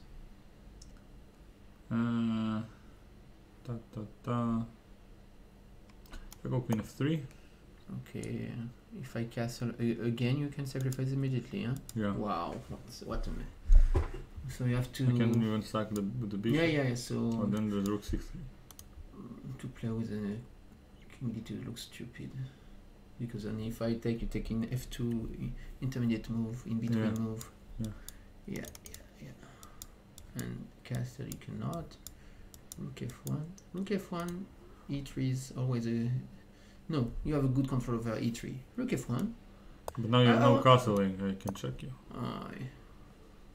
And f you take back and you get back with a knight in e5. And if you come back with a knight. Come back with a knight, I can go with 3 already. 3, take, wow, and rook e8. It's really the king is in the mid, in the center without castling. I prefer black now after e4. Wow. Okay. I don't know what Caruana can do right now. It's hard to say. Okay, I have an idea. Maybe I shouldn't worry about... Maybe rook c3 first. I want... Oh. We have a string of moves. What has been played? So after e4, c7, so white tries to act quickly before he gets attacked. Bishop takes e7. Sorry, it bishop means that takes he thinks that he will get the piece back because of the pin. Now knight d5 and knight d3 is coming. It seems very, very bad for white. Wow. And I'm not sure what's coming up next. Let's say queen moves back somewhere, c3 or c2.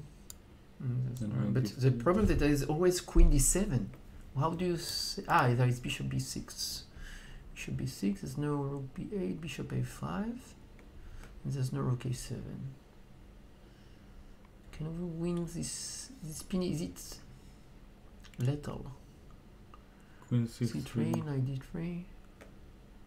I'm trying to calculate knight d3, king d2, and I take. You don't take in c1. Wow. C1, you take in C1 and queen C7. Let's check. I don't think knight D3 is the most precise. I want to find something better. Queen F3 first. Yeah, but then you castle. There's no bishop anymore to sacrifice over there.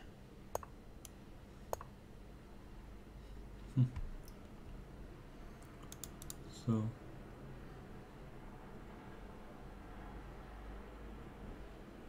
I really don't see a move. For who? For black, like a move that's convincing. Maybe just rook b8 attacking here. The threat is rook b7. Yeah, and also rook b7. Yes. I think that's good enough. And maybe there is knight d5. It doesn't work. Knight d7, knight d5. I want to check. No, it doesn't work. Because I have 7. Yes, I'm checking. Sometimes. I don't think it's all. King is in trouble. I should defend this, so maybe rook c2, and then rook b7. But then knight d5. With your idea. Now it works. Yes, I can go here or b3, and then if rook b7, I have this knight d5 idea. But I'm not forced to go rook b7. Queen d7? Queen d7 first? I like knight b4 also. What about queen d7? See, because now there's no bishop b6. The difference when the rook is in b8, there's no bishop b6 to overprotect the knight. And then you want to take... Which move? No. It's the same. Knight d3 first, queen c3, knight d3, king d2, rook b8, rook c2, queen d7. What are you threatening? Rook b7. And if I just want to bring my queen when you play c1, I want to take in c1, and then the difference is no bishop b6 from here. And this is hanging. If I go queen e5, yeah, some attack. Yeah, this is very dangerous for white. I don't like it. So after 95, black is in, let's say, is on the driver's seat. Yeah. Wow. What's the difference between... the idea appears. Knight is 5. So the idea is there. Knight d5 straight away. Yeah. We saw the... No, but we saw the idea. But the problem. You know, you the time. Okay. You cannot say it like when you play a game. I saw the idea, but I didn't play it. Yeah. Like you have to find it. You have to see that it's good, immediately, and decide that you play it. Okay. So he has. Let's calculate. Okay. Let's see. First, rook takes c4. I feel like it's not so easy. Knight takes c4. Rook takes c4. Knight e7. King 7. Knight f7. Okay, so how do we calculate in chess? We start from checks and takes, then captures, then threats. There is no point to there is a threat. To start with threats, of course. Yeah. We have this check, we have that check, and no check anymore. We have captures. We have knight f6. Yeah. And just as I mentioned it, Carlsen probably checked both of these checks, both of these captured, and concluded that everything fails because of knight e7. So he keeps all of his options open with king h7, attacking the queen twice. And if the queen moves, then knight d3 is coming. And I'm guessing that now after knight e7, he has queen f3. Attacking the rook that is unprotected. That's just my guess. But you can take in c8 with a knight. On queen f3, I'm not sure that is a threat. Knight c8. Knight d3. No, taking here, and this is check. Okay, so it doesn't work. Yeah. No, king h7 looks like a winning move for black. Wow. This is amazing. Knight d3 check is coming up next. The queen doesn't have a square that protects the rook. So d5 too is hanging, because when there's check, the knight is hanging. Oh, well. After king h7, Fabi is already lost. This is a fantastic move, and there is a famous saying that I don't know if it's an actual saying or if it's just like a joke between friends that I heard in Israel. But yeah, I heard it comes from the famous Israeli coach from the north, Vladimir Weinstein. It says like, when a grandmasters play king h2 against you, it's time to resign. And it could be king h1, king h2, or king h7, king h8. One of these quotes that I'm using when I'm hearing when he's speaking with his kids, he's saying, draw is only king against king. You cannot suggest draw, accept draw, only king against king. If you don't get a king against king, you continue. I like it and I adopt it. This saying, yeah, I like it. I don't. I like efficiency. I like pacifism, if possible. I like it. But you know, it's a nice idea to keep playing when there is game left. But you know, if we reduce our fears to almost zero, we can decide when it's a good time to agree to a draw and when it's a good time to continue. Okay, queen d4. Queen d4. No, I know knight f3 immediately. I lost. Okay, I'm trying to protect the knight. Knight b5, queen b5 again. Knight, queen f3 again. You can go knight d3. Okay. You have to then go d2 only move to protect the okay. Why not with the other one? I don't want to let you take. I don't want queen a5. I just want to take this guy.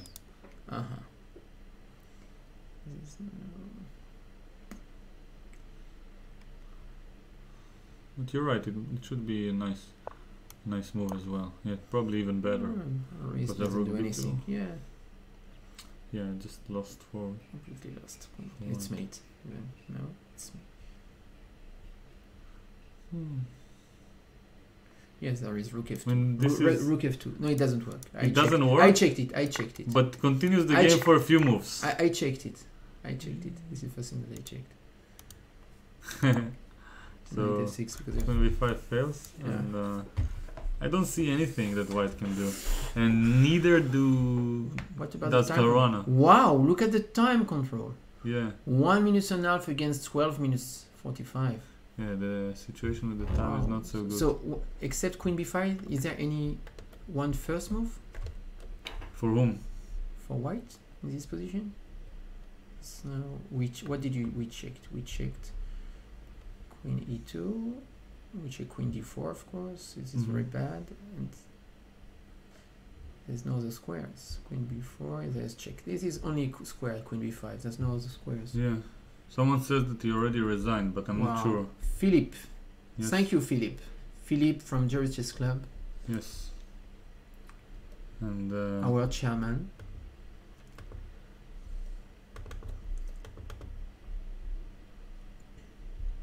Caruana resigned. In which position? In this position? This is the last move. What a nice move to win. King h7, resign. Yes.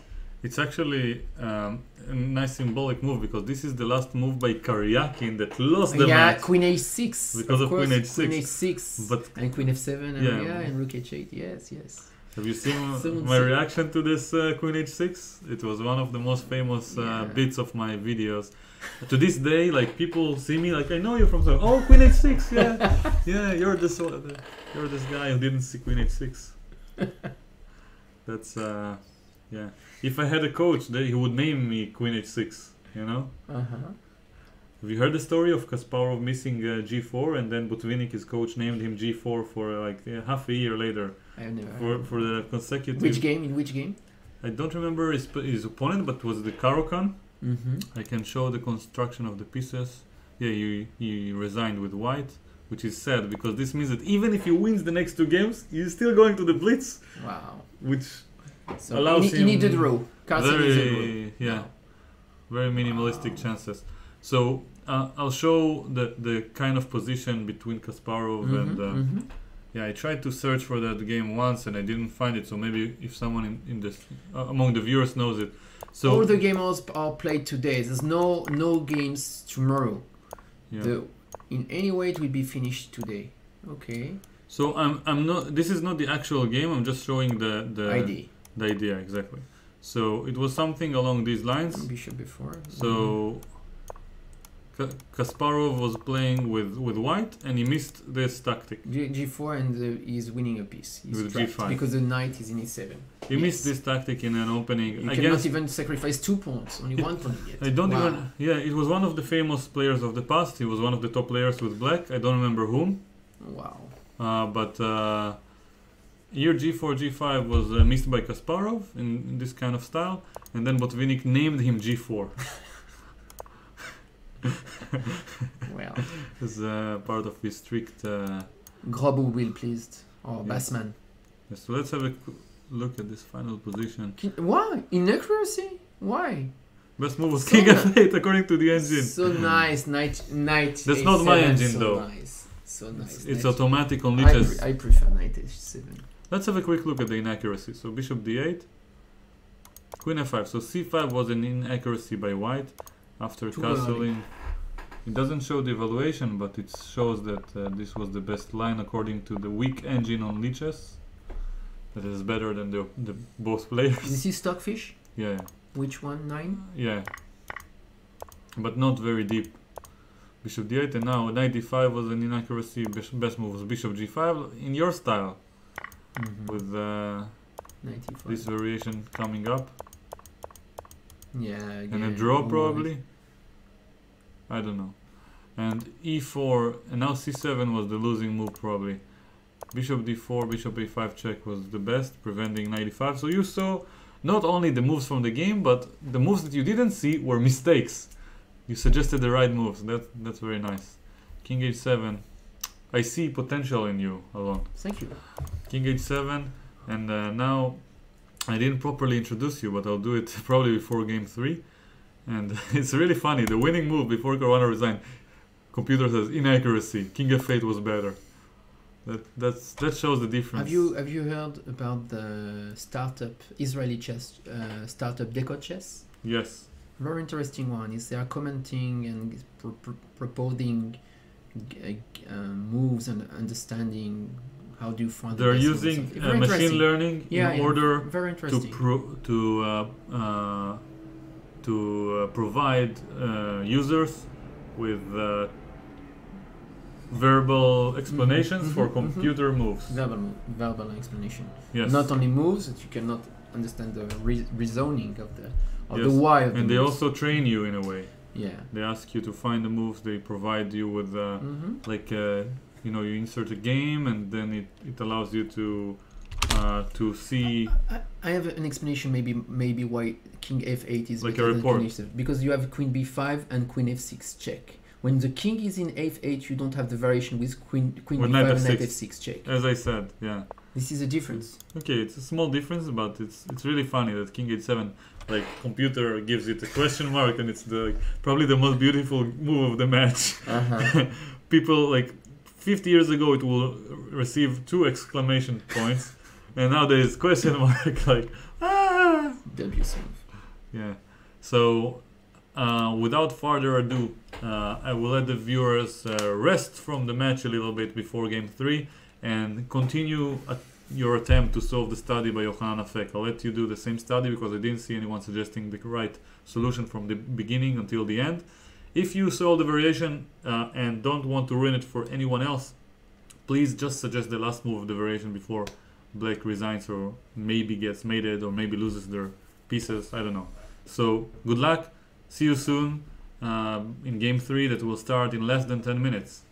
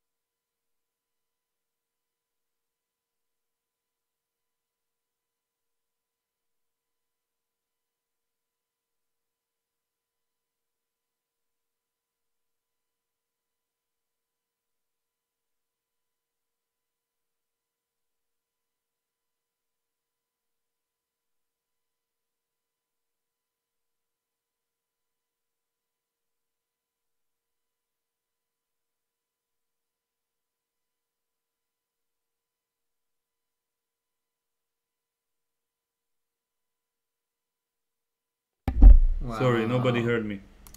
Okay, I'm back. Sorry. I did not say anything smart anyway, so yeah. Thanks for letting me know in the chat. And finally, our people are active in the chat. You know you can write messages even when there are no issues. One of my kids. Giraffa Belafa, I agree. So here after Bishop C5, Knight C2. I'm saying shalom to Itamar Aaron. I think I taught him when he was in Kita Gimel in the 3rd grade, and now he should be 18 years old at least. You've been a chess teacher for the past 30 years or so, right? Indeed. Yeah, and yeah, we have Knight C2 on the board, and Caruana has been thinking for quite a while. To play Bishop E3, maybe. So I'll quickly repeat what I said and summarize it. Sicilian is a good opening to play for a win. Carlsen played through the entire match. C4 is very impressive by Carlsen because it's probably not his main preparation, but he has so much confidence that he just improvises on the board while he's playing just his regular, as if it's a casual blitz game. He just plays C4 because he knows this is a safe line, and he doesn't care if he studied it or not recently. He just wants to play it, and he can develop the pieces with his intuition. He's white. I don't know if I will be capable of doing so. Bishop C5, Caruana tries to escape the main line that I showed earlier with no volume, and with the Knight A4 at the end. So now it's not so clear what black can do, because Knight F6, Knight C3. Queen B6, does it exist? Yeah, Queen B6 is the principal move. I assume. No. I assume that white wants to play something against it that protects here. Queen. I like Queen D2. Not really. It's very often it is kind of structure with a bishop in B2. Very often. Knight C3. Yeah, very often this queen is coming here.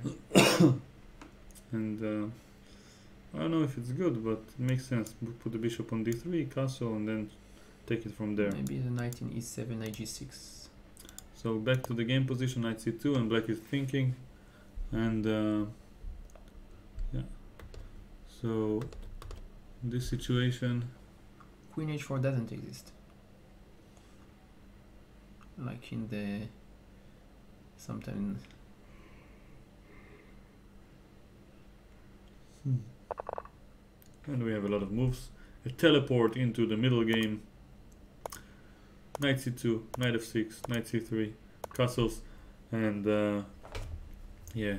And while Carlsen is thinking about his 8th move, I'll mention that Alon here by my side is not only a chess coach for the past 30 years, and a chess player, of course. I don't know how to say it in English, but in Hebrew we say Muhammad La'aman, so it's one candidate master. Candidate master, yeah. So and a chess club owner, organizer, I don't know how to say it, an international organizer, and most importantly, at least from my perspective, an international arbiter, which helps me like relearn all the rules of chess. You missed the most important one. Which one? The father of 5 wonderful kids who play chess. Some of them, but it's yeah. Okay, this is not chess related for me. Of course. But I agree, that's the most important part. And I personally know one of them, and I can attest that you're right. So Bishop E3 was played.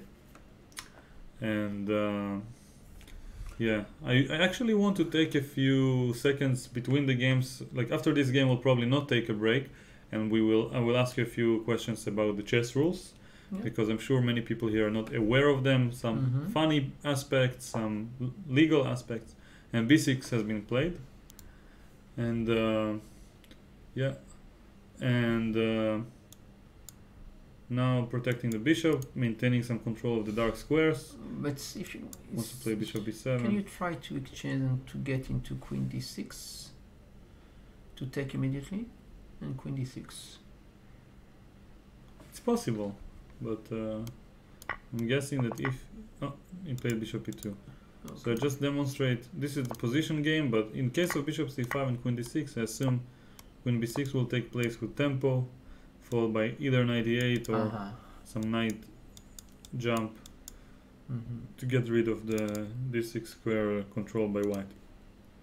So bishop e2, bishop e7 on the board, and yeah, I don't know. This is the third game, yes indeed.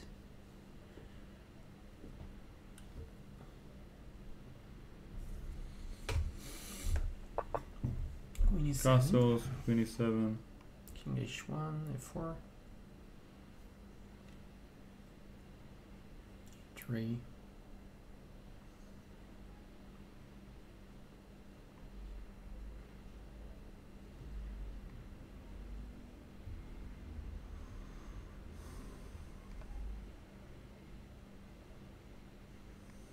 So here, queen d2, okay, d1 coming up next.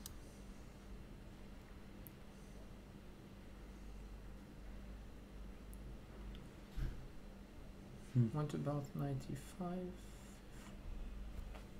What we did? Okay. Okay, d8. Protecting e7.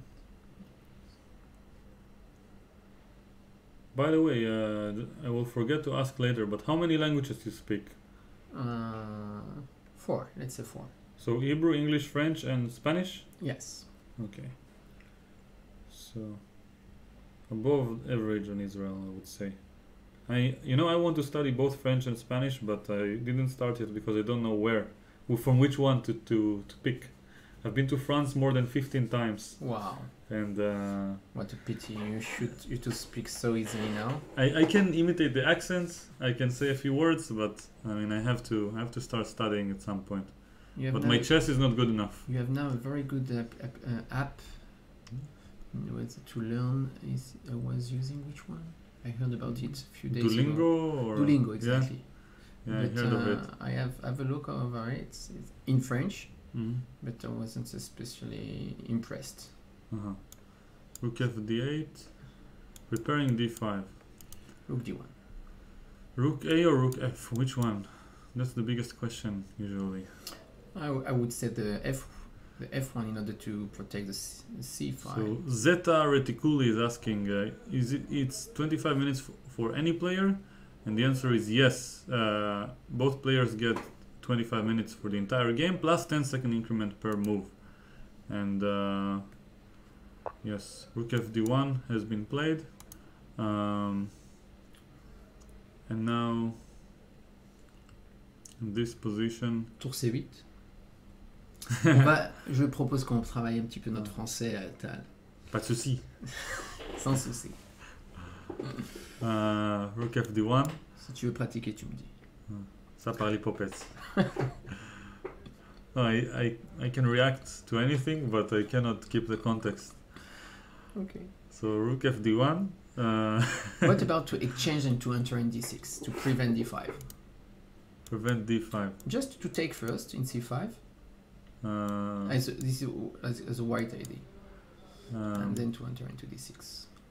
White has a tremendous control over d5. It looks 1, like 2, 5. 5. Wow. And black only has 3 defenders. But I assume that rook ac8 would be a logical move.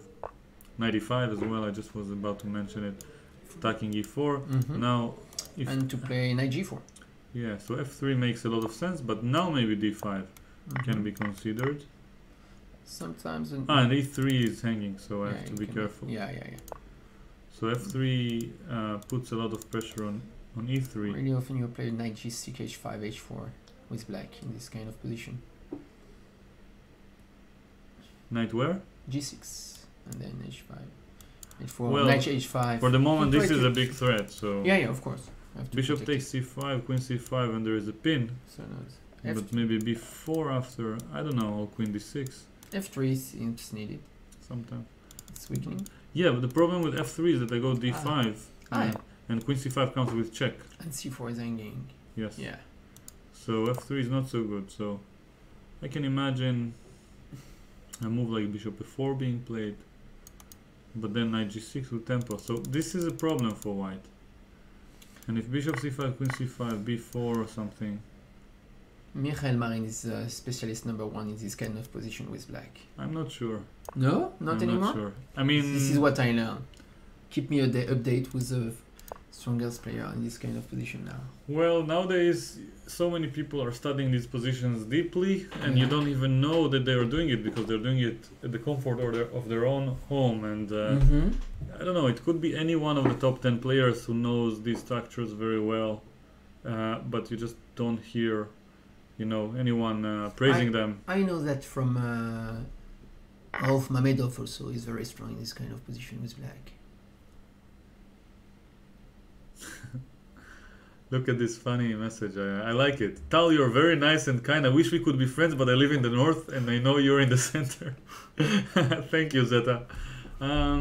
Yeah, it takes more than just location to be good friends with someone, but I'm sure we are both part of the same community, and that means a lot. And yeah, I'm not sure if I'm worthy to be anyone's friend just because I'm nice and kind, which is also doubtful. So here e4 is hanging. I don't understand why he took with the pawn and not with the queen. Took with the queen. It's not. It's more difficult to attack c4 pawn now. He closed the file. I don't understand it. Can you explain to me? Why not with the queen? Yeah. Probably b4. And now f3 comes next or something. But I'm not sure. b5 and queen d6. No, queen d4. Yeah, of course. Okay, yes. Queen d4 maybe. Before is really annoying. Yeah. No time. Good explanation. Not sure. Nice. Another option is queen d4 immediately and rook takes. You want to exchange pieces now. Simply. Yeah. So b takes c5 is on the board, after which f4 was played. e5 coming up next. I like white's chances in here. Of course, black is doing his best to play for a win, but white is solving his problems with relative ease. So queen e3, protecting e4, d6. Now we can expect white to double the rooks, double the fun on the d file, and maybe bishop c6 and queen b7, rook b8. And black structure is also very decent, but this knight is a little bit out of the game. Maybe he wants e5 next. Knight f4. But the knight is in danger. Bishop f1 and g3. Yeah. Can be. Yeah, it's a problem. So this position after d6, what should white play?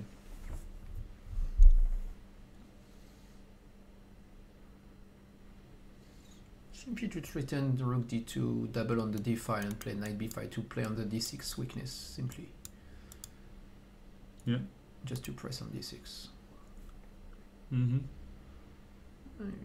play bishop f3 to prepare sometimes e5 break. Indeed. After d6, rook d2, as predicted. Oh, it's normal. It's not nothing special. 1-0 for Tal against whoever else tried to predict it. I think it's the first move I managed to predict in the tiebreaks, but it's too late for Fabi.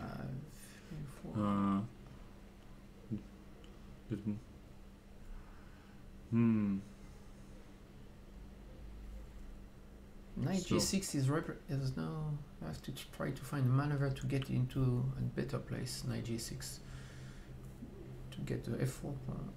Yes. How to get it? A6 to prevent the attack of a knight b5. Yes. Quite logical. Quite logical. Carlsen is not hesitating. He's playing very quickly. He knows he will need the time later on. Maybe to move the queen in order to play knight e7 back. Queen c7, something like this.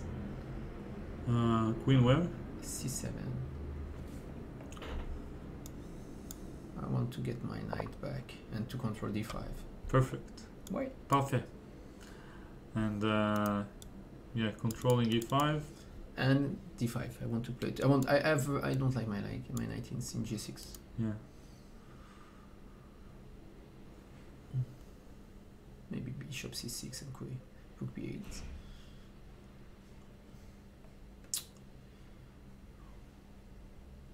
So queen c7, and now What can we expect? Waiting moves. Bishop f3. c4 is not attack anymore. The bishop in e2 is not in the right place. You want to create something with g4, g5, and rook g2.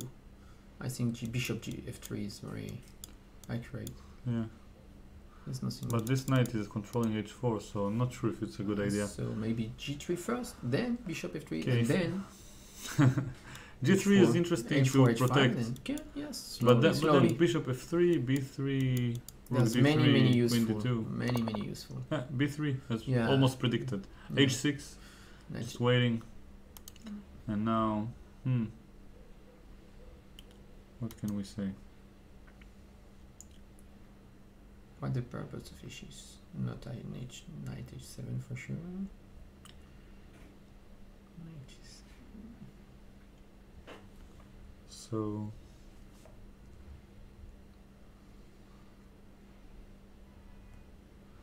what can white do?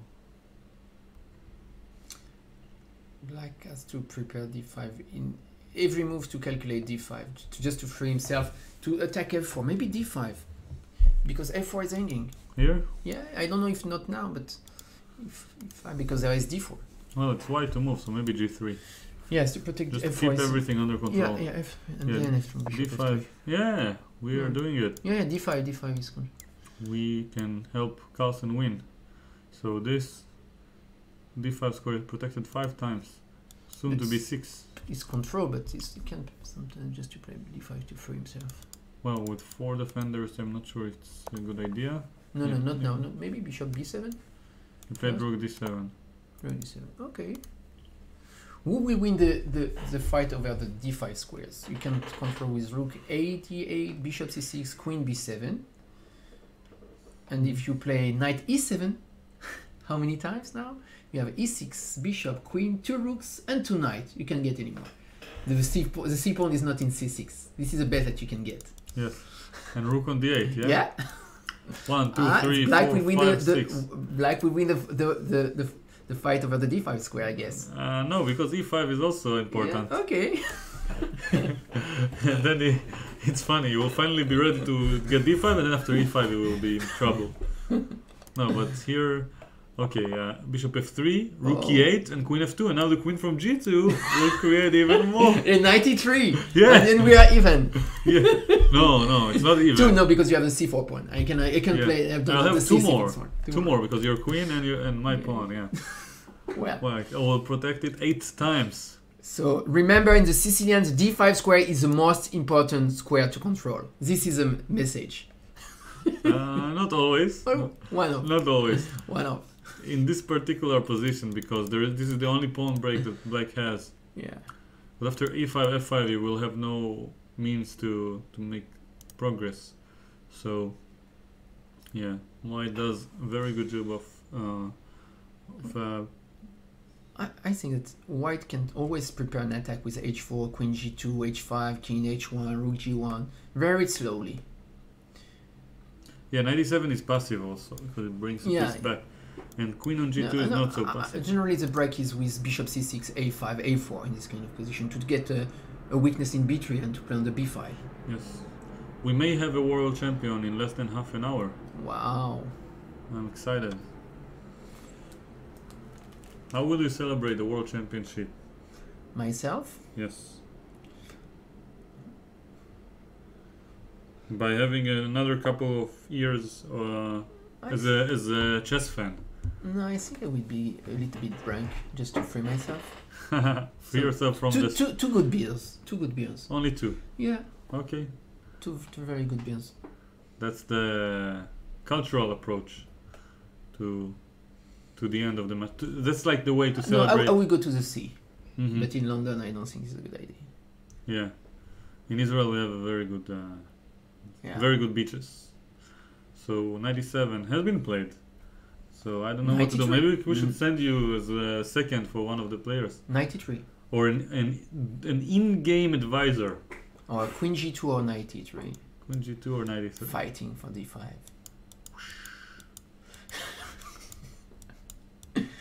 8 times. Maybe I can just, mark it like this. 8 times here.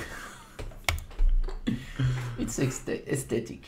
Yes. I like it. I like it.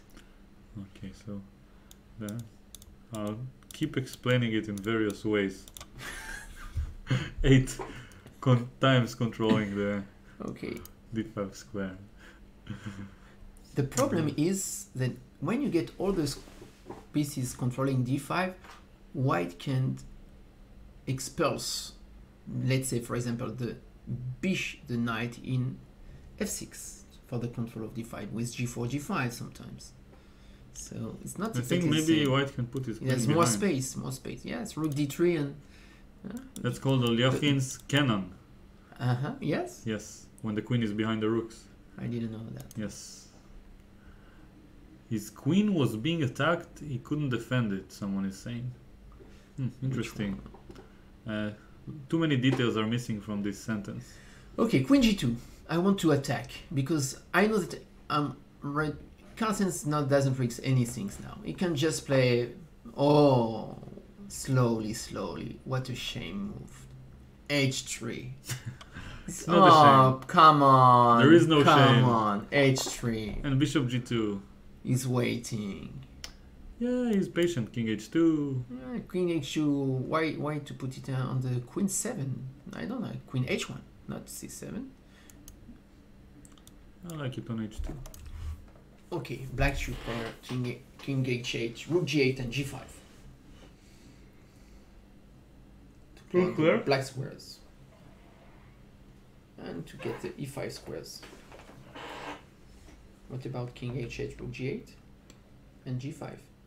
Very common. Very common plan in this position. In the hedgehog, but this is the improved hedgehog. The pawn is on c5 is better than on b6, but the bishops are missing.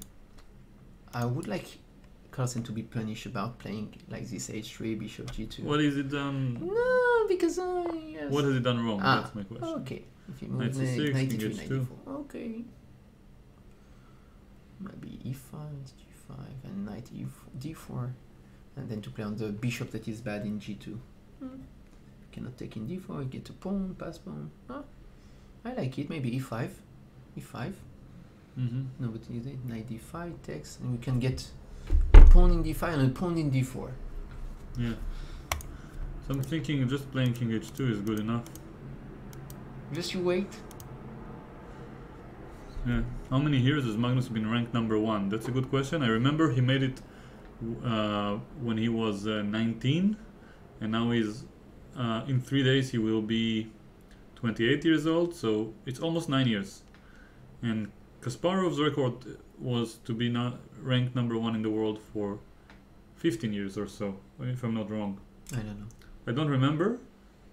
It could have been between 10 to 15 years. I don't know exactly how many months, but it will be really funny, like if for some reason Carlsen loses a single game and he gets behind Caruana on the rating list, he will need to reset the 9 years count.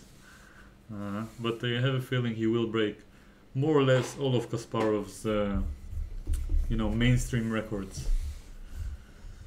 What was the most impressive record by Kasparov that you've heard of? I think it's about Linares' result.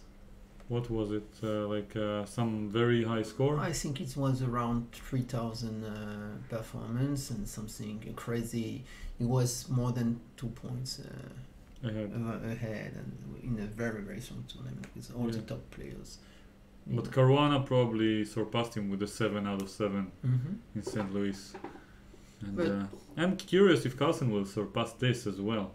Like, I think it's still possible for Carlsen to reach his peak one day and then suddenly getting, 8.5 out of 10 in a super strong tournament. I think that still the Fischer result with all the 6-0 that he gave are still good and impressive. G4, Queen A5. Yeah, so Carlsen is not playing passively. We were judging him prematurely. Okay. The respect has been retrieved. What the idea of Queen A5? Knight B4? Knight B4 and then... Yeah, in the previous game we have Bobo saying that we learned in the previous game that king h2 equals resigns. Oh. So that's why he didn't play it. He just wants a draw, maybe. King h1. Yeah. Oh, but I like that the viewers are listening and applying what they learn. Yeah. At least I think so, someone is saying. Don't quote me on that. I like these half sentences. It's hard to follow. Okay, knight b4, it's maybe simply to play b5, d5 also. e4. e5, that always nowadays e5 is the knight is playing and d7 is hanging sometimes. Yes. Do you like the similarity that both, opponents Kasparov and Karpov started with KA and now both of them start with Car. Carlsen-Caruana. CAR. So that's rare. Don't begin even Tal BA. BA? BA is not the wrong direction. You can change your name. Maybe I can change it to something. Takes.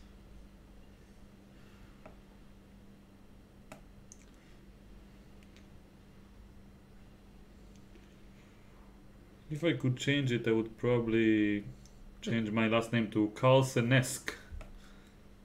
This would be. Have you heard this word before? Karpovian, Carlsen-esque. Yeah. I love these terms. Blunderful is a word I invented.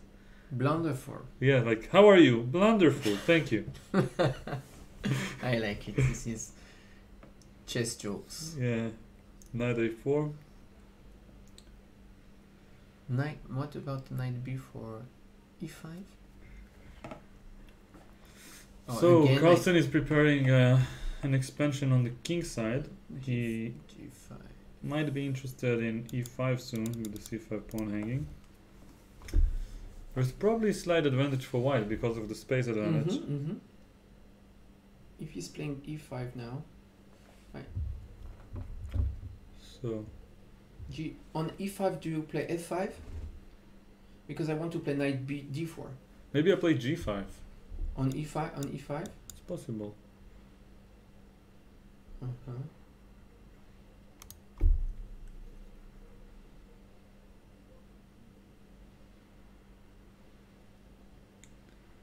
So if I'm taking and play knight h7. For those who don't know, by the way, if Carlsen makes a draw in this game, he is the world champion. He won the first 2 games of the 4-game mini-match. Rapid mini-match of the tiebreaks. So in this position, I'm suggesting e5, g5, knight to take in g5 and to play knight h7. I want to play knight f8 so and knight your g6. line is e5, g5, take and knight h7. Yeah, I want to play knight g6. No, I cannot. Knight d4. Knight d4 immediately. Okay. Looks interesting. I close access to my weakness in d6. Good, makes sense. Let's have a quick look of sometimes there's e5. bishop h3 and e5 is an interesting move, but let me ask you something that we both missed. What if I just take here? I completely missed it. Yes, that's an issue.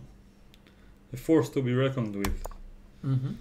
Yeah, the pin is very important on d file. Once this knight moves, then knight takes e5. So it's a threat. Takes action.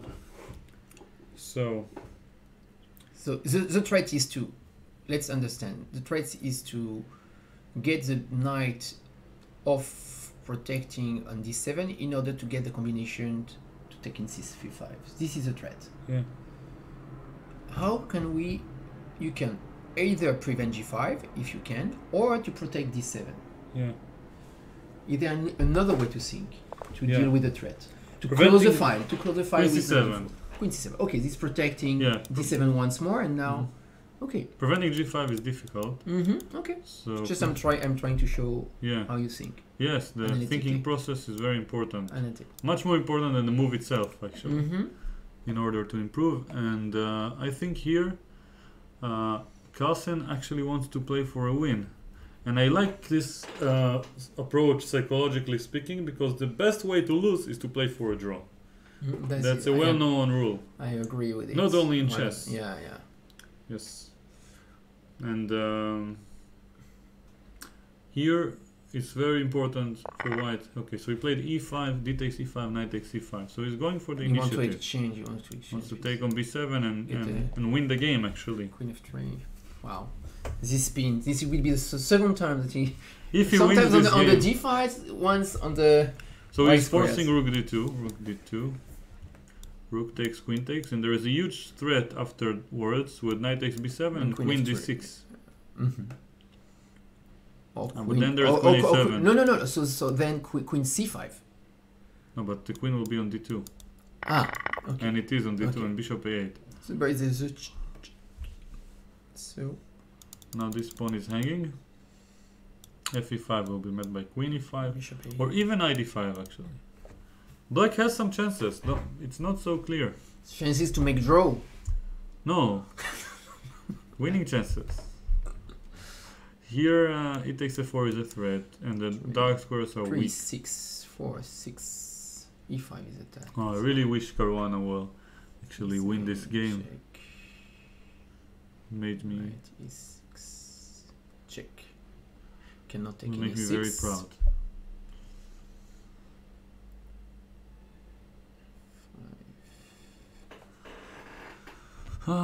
So what's the best move? I don't know.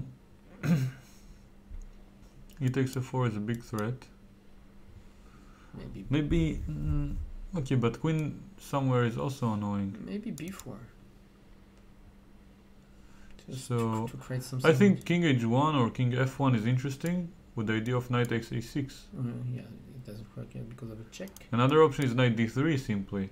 To protect f4, but then maybe e4.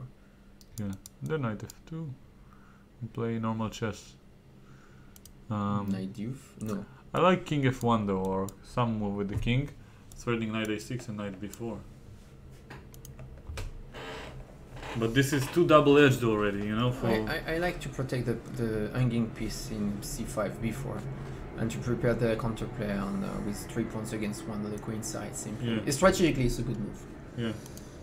Yes. So here I would say that I'm a big fan of playing actively. So I don't like knight d3. I prefer king f1 so I can take on a6. I would never think about king f1. No. I understand, but it's not coming in my mind at all. Well, I learned from the computer on the previous game, you know? Just like the viewers learn from king f8. Yeah, The difference between king f8 and yes. king h7. King h2 is the question mark, and I play king f1 for the endgame. Quick learner. Thank you. So, yeah. I'll be very pleased if Fabi finds some winning chances.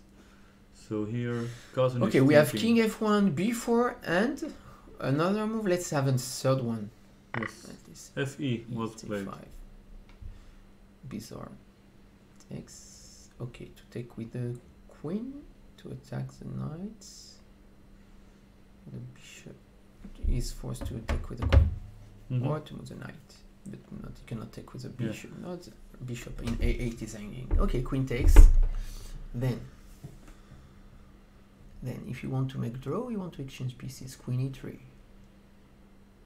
protect the knight and to invite the exchange.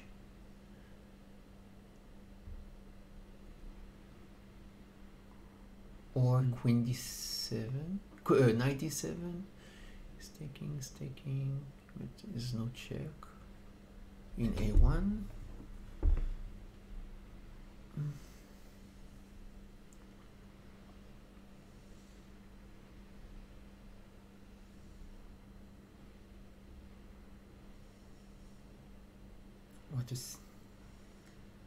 How do you free yourself? Look at this bishop in a8.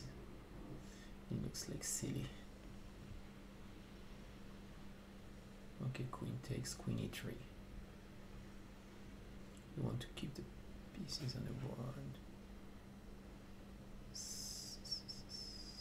Zoned out for a little bit because I'm not sure if you should take with the knight or the queen.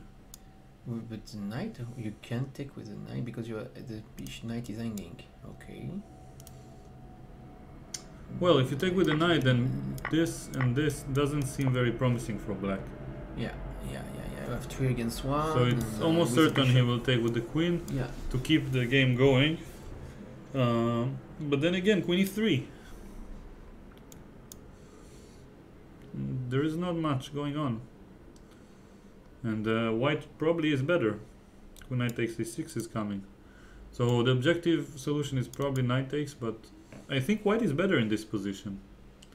Sadly.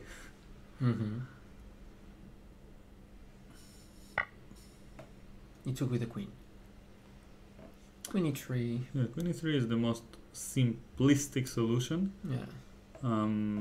So I don't know if I would suggest it, like if it was the middle of the classical match, but because of the tournament situation, if they just exchange queens, white will have a better endgame with these 2 passed pawns. Knight d7. Like so this pawn is more advanced than this pawn. So what about knight d7 also? And he's more active. But you want to so attack this. It protects with tempo. Yeah. There's no checks, not in e1, not in e1. Yes. I like it for white. And I don't think there is any chance to do something special here. Okay, queen e3, let's analyze. Queen b2 is the most logical. Get some attacking this, attacking that, and now, okay, if I had to pick a move here, I would probably go for... It's not so easy. 91 maybe. So I'm threading 96 sometimes.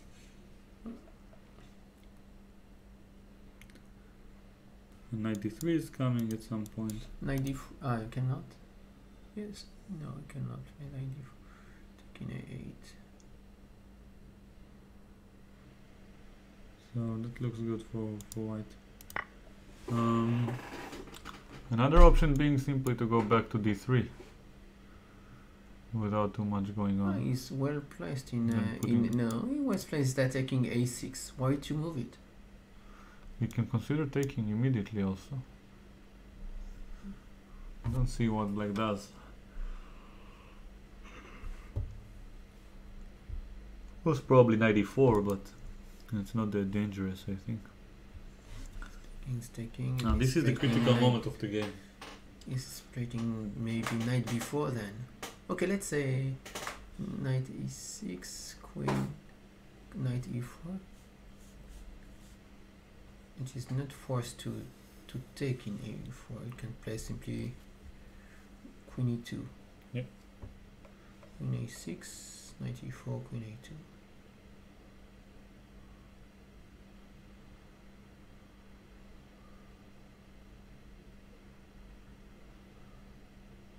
So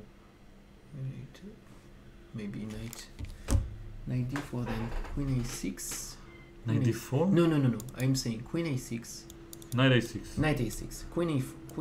Knight a4. Knight e4. Knight e4. Queen e2. Sorry, just give me a sec. Queen e2. And then I thought about knight d4 then. But I go to e3. E3, not in e2. Yeah. E3, okay. Okay, so instead of knight takes a6, Carlsen went for knight d7, going for simplifications. He's forcing the exchange of the knight. Queen b2 has been played, and well, I don't like this move so much, but okay, maybe he has a reason for playing it. Now knight takes f6 is the logical follow-up. Queen takes. Maybe pawn takes. Pawn takes, yeah. Knight king g7. I don't know. Endgame. You won't take in c6. The bishop is too strong on black squares. Okay, they are still alive. Yeah. There's many possibilities. Yeah. So what can we say here?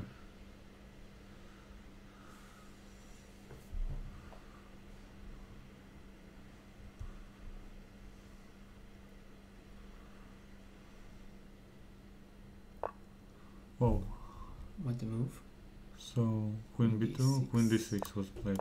What the idea? Queen f8 and perpetual. Wow, in quiz f7. Wow, can you show it to the spectator? Yeah, if queen takes knight, white plays queen f8, knight takes f6. And perpetual. Perpetual. At least perpetual. At least. You can Yeah, play for a win. Yeah, of course, not taking 8. Actually, it is a easy win. Queen takes f6 check. Little by little, I'm going to take all of your pieces. Probably here, I'll give a check and take this, and bishop e4 check is an idea. Or queen e4. No, so this is terrible. Maybe black has perpetual now. Queen c1 on the black switch. But the point is that queen c2, the knight is untouchable. And good move. Queen d6, very good and move. if knight takes d7, queen d7, queen c2, then my assumption is that yeah, I give a check somewhere, and then I take here with again e4. E4 is the same idea. Yes. Again, you have queen c1 check. Yeah, but nothing special. Yeah. Afterwards, so let's say I go here. No. Bishop f1, knight d4. No, I said here. It's impossible. There is queen e4. The knight is hanging. So even bishop f1 is possible. No, but then queen e3. Okay. No, so queen h2, now queen f4 here. At least you can say e4 through. Yeah, and I'm going to go queen e4 as soon as you move the knight. Very sad. Sad, but satisfying.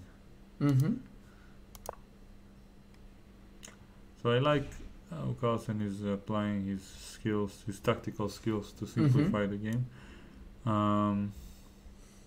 Another option that I may mention is that here, instead of taking this and calculating anything, I'll just exchange everything.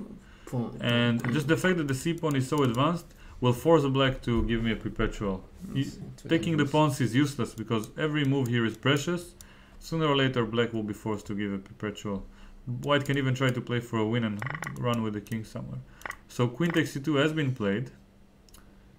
So knight takes d7, queen d7, queen c2 is on the board. Exactly what you said. And now Carlsen has to choose which draw he thinks is safer, or even whether he wants to play for a win in one of these cases. Because he has this style. He did it against Arndt. When a draw was enough, he kept pressing a little bit. A little bit humiliating. I don't think he needs this. No, I don't think... You're ready to win in a row, and here no, it's not about humiliation, it's about the sport. Like, he wants to win.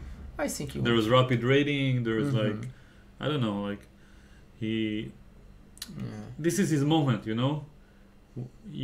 If I were in White's position, and I would be as confident as Carlsen that he's going to win no matter what, so the easiest way is I would enjoy the game. I would play the chess game and not the World Championship game, you know? Queen c8 is there. So if you want to really to show? Yeah. So let's see. So in this position, was queen c8 played? I don't know. So some check. Queen, okay. So let's quickly show it. Queen e8, king h7, only move, queen a8, queen d1, king h2, queen d6, king h1. Okay, if he find a way to free himself from the pin because the queen is not in c2, it's smart. Better than queen f4 and queen c2. Okay, to continue at least. I think it's it's better than nothing. Check. g6. f5 is also possible. But the thing is that now, I don't know, move like b4 looks really nice. c5. I don't really. I think f5 is necessary. And then I just go queen d3. I'm not afraid of anything. And later I'll play b4. Don't think you can do anything against. Knight b5. I mean, the endgames are favoring yeah, white. of course. So b4 is coming. Yeah, b4 is coming up next very quickly. f5 is the only move to try something. And now actually, I like queen d3 the most. That's what I perceive is the most logical continuation. To avoid any silly ideas, because if I take g6, queen d5, queen f4, queen d3, g6, I want to play e5. g6? Maybe. Yeah, I want to close this diagonal. Yeah, go b4 and faster, much faster than you. In this situation, c5, c6, and yeah. And your king is open. And you cannot take, obviously, because of this. So g takes f5 was played. So let's see. E f5 is what we can expect, obviously, with tempo. and getting rid of the e6 weakness. I wonder what he has in mind after. My guess would be queen d5 and c5, but that's risky because queen f4 and knight e2 with some checkmating ideas. I don't like it. I guess he will go queen d3 anyways on the next move, and he just wants to exchange these pawns for some reason. Just for black to commit to e takes f5, so he doesn't have knight takes f5 at his disposal. So what's the problem with knight f5 to move the king and play knight g3 or queen d1? Knight f5 first? Knight f5. He's take with the pawn. No, this Okay, pawn so is weak, you lose the queen tempo. e3. Why in e3 and not in b3? He's not taking. Yeah, okay, it's more active, it prevents queen f4. He wants bishop d5 probably at some point. He's threatening b4, the usual thing. Although b4 here allows knight c2 and yeah, I don't know why Carlsen went for this, but of course it's still okay, kind of okay for him. What about king knight e6 now? Bishop d5, knight g5. Yes. I want to come. I'm taking. Okay, knight e6. Knight e6. Yeah. Bishop d5. Knight g5 or knight f4. Oh yeah. Yeah, no, Okay. knight e6. I will probably go b4. c5.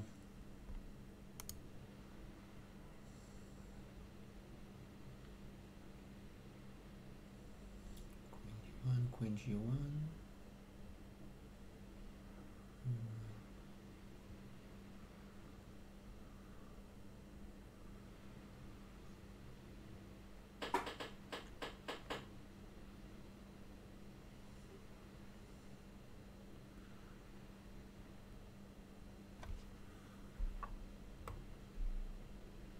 Queen e6 on the board. I thought coming about in g5. And then I want to. Finally, we have some trolls in the chat. It's been a while. I was wondering how long it will take before we have something going on in this chat. People are talking about non-chess related things. We'll stick to the moves. Knight e6. So bishop d5, queen e8 is one idea, but knight f4 or knight g5 might be interesting. So bishop d5, knight f4.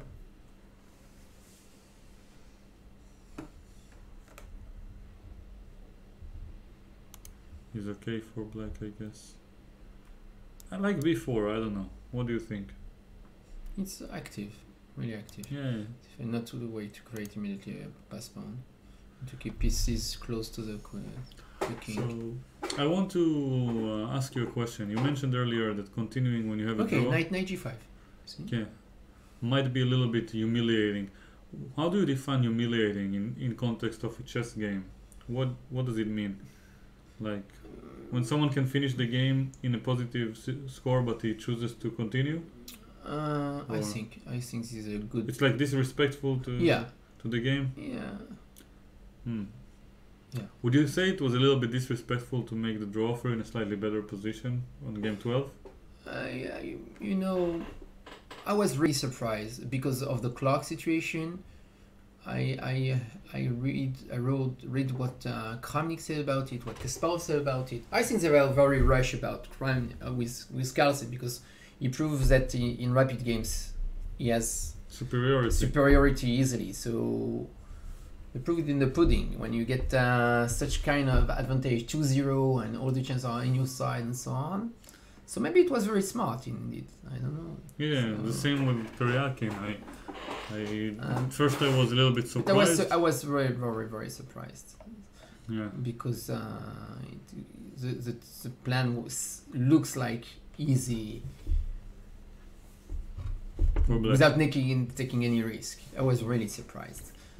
And I understand what many people were upset about it. Okay, you see, they play actively. Yeah, so b4, b4, knight c6, g5, a4, c5, a5. Yeah. queen f6, c6, knight e6, and a4. He wants to create a second passed pawn and take over the initiative. The knight is hanging, so queen a1, queen a4 is not enough.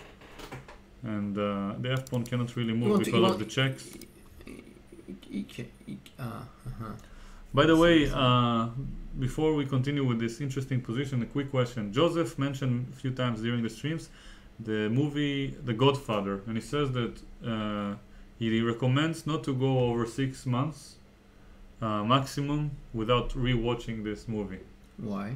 He says it's a brilliant piece of art, film, yeah, of art, and 3 months is a recommendation, but up to 6 months is okay. Yeah, when you like a movie, you can see much more. Yeah. Yeah. Do you have movies that you've watched more than once? Yeah, many. Wow. I still have to grow up a little bit to get there, because I'm watching new things all the time. Knight c7. Okay, do it only with chess games. A4, knight c7, queen f4, knight e6. Maybe he's gonna tease him a little bit. Invitation that I'm the boss. Yes. This is what I call. Yes, you know I'm better, but I'll let you. Just to I'm the boss. No, he doesn't want to draw. He doesn't want to draw. I think this is. I don't know how most people will look at it. I think this is like a true professional. Like it has nothing to do with money. This is called. You know that if it's 3-0, it's called long castles. Yes. Yes, and Carlsen wants to play this match on the queen side. I like it. He doesn't have to win on the king side all the time. Yeah. I feel like it's true. Like struggle. Caruana, by the way, tried to get the same kind of position with the c-pawn, but didn't succeed. Yes, in the previous game. The secret is teaching him how to do it. Yes, exactly. And also, there is a philosophical message here to the viewers. If you want your c-pawn to promote, don't try. Just play chess. Just play regularly. Just like in life, you don't have to try too hard. Just, be there, do whatever is best in that certain moment, and the c-pawn will come. There will be the moment where the c-pawn reaches c6, protected by a lovely bishop on g2. All you have to do is put your pieces in the right place. On the other way, if he's making draw in a winning position, it's gentleman. I think we get like Caruana's, like Arndt style. Yeah. I know that you'd win, but we make draw in a winning position. It's giving him some credit. I would like it. Okay, we'll see. Wow, this is funny. King h2 for the second time in the game, so it should have been winning knight d4. And okay, maybe the pawn will. You want to play knight e2 and queen g1 mate. That's the idea. But you know what's the problem with this idea? That after c7, knight d2, I play queen c5, and well, I don't know if you have a lot of things to do. Queen g3 and no, but it's I'm trying queen f5 check. I'm trying to find this. Queen f5 check is yeah. Trying to get queen e1. I think you'll go c7. Let's say good night. c7 is finished. Game over, as I said. No chance. Wow. What did he do? c7. That's nothing. Queen c5. Queen e2. Knight e2. Did he blunder? No. Did he just blunder? No blunder, nothing. He can sacrifice the queen and make another queen. And then queen f4. Draw. This is no draw because there's no queen c1. He gets queen e4 but there's no queen c1 anymore. Yeah. What is this move? Okay. What should he do in order to get the last move? Queen h6. Queen c3. Queen c3. Preparing knight e2. Okay. Queen c5. Queen c5 like a gentleman. Wow. Killing like a gentleman. I like queen c5. Queen c5 is so nice. Knight f3. And then trying to make a draw against two queens. I would try now in this kind of position. I would try to get a combination that is the same way to win with a queen h6 at the end. Oh, to get this is to win twice the title with the same last move. So queen c5. I'm guessing, he played it. And now probably queen e3 and trying to get some perpetual, but there is no perpetual. Queen h1, bishop f1. Maybe queen d2, so knight f3 comes. But you know, even queen takes d4 and c8. This is what yeah, queen d4. No, but queen d2 is not even scary because c8, knight f3, king g3. Twice in a row, a queen sacrifice at the last move of your championship. Wow. Once queen h6 and once queen takes d4. But queen d4 is silly because queen d2, I just go c8, knight f3, king g3, resign. And there is nothing. There is no idea. There is absolutely no idea for black. Wow, no, this is... Fabi. Team Fabi. Still a chance. King h2, so you were right. We have a new rule. King h2. Yes, the new rule. But he tried king h7 too. Yeah, he tried, but okay. It's the higher rated player that counts. The 3 points. Oh, this is annoying. No, I feel bad for my little friend. He's 2 years younger than Carlsen though. He still has time to recover, grow up, come up stronger. I saw it at the Olympiad and also when he was in Israel, in Eilat. Was very impressed by Caruana. Yeah. So let's see.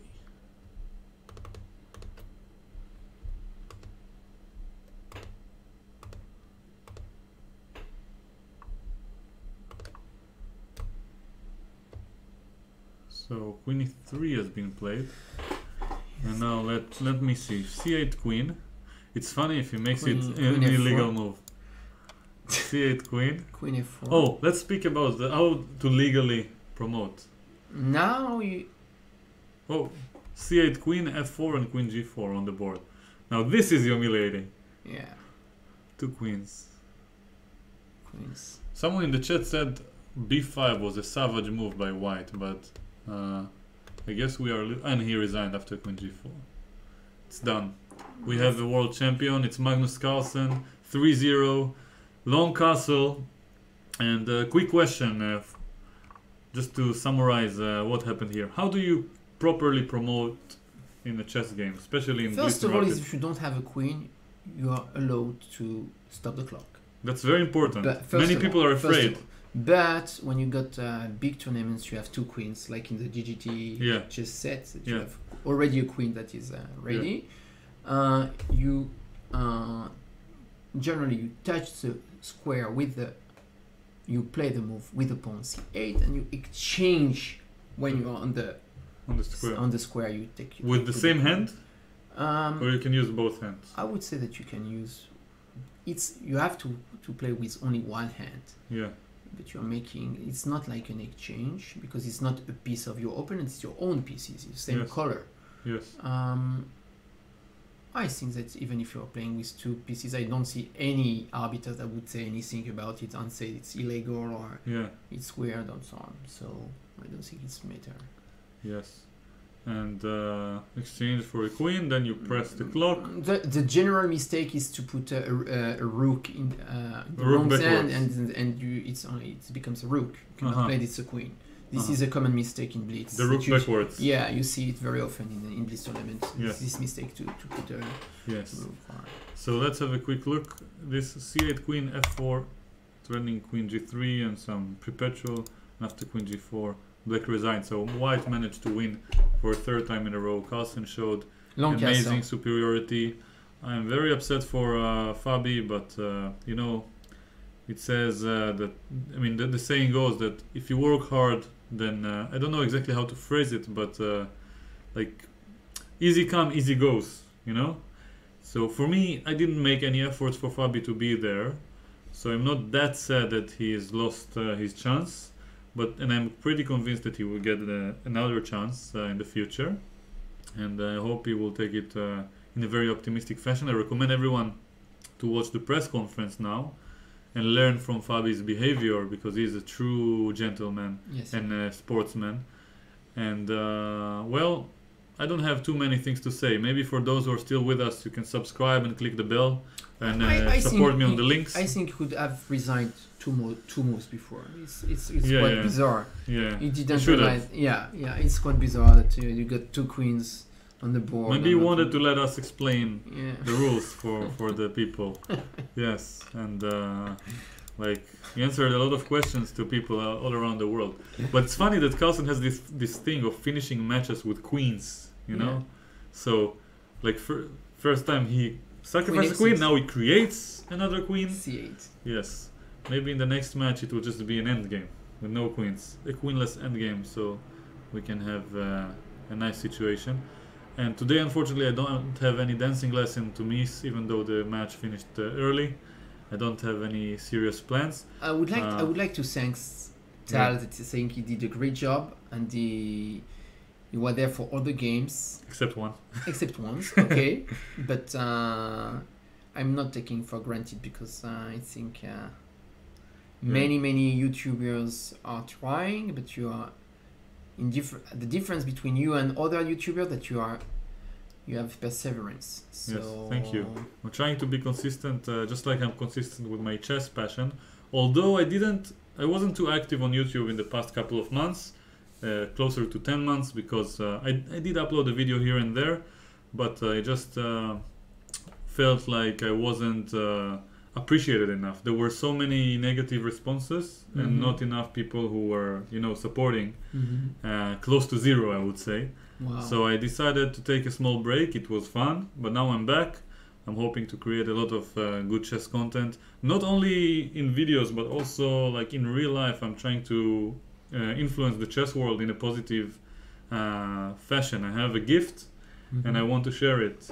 Right. And I want Being generous is very important. Yes, and creating live seminars and a lot of things that will hopefully help Israel build a powerful chess culture in the future, without relying on a lot of people coming from different countries all the time with their 2,700 skills.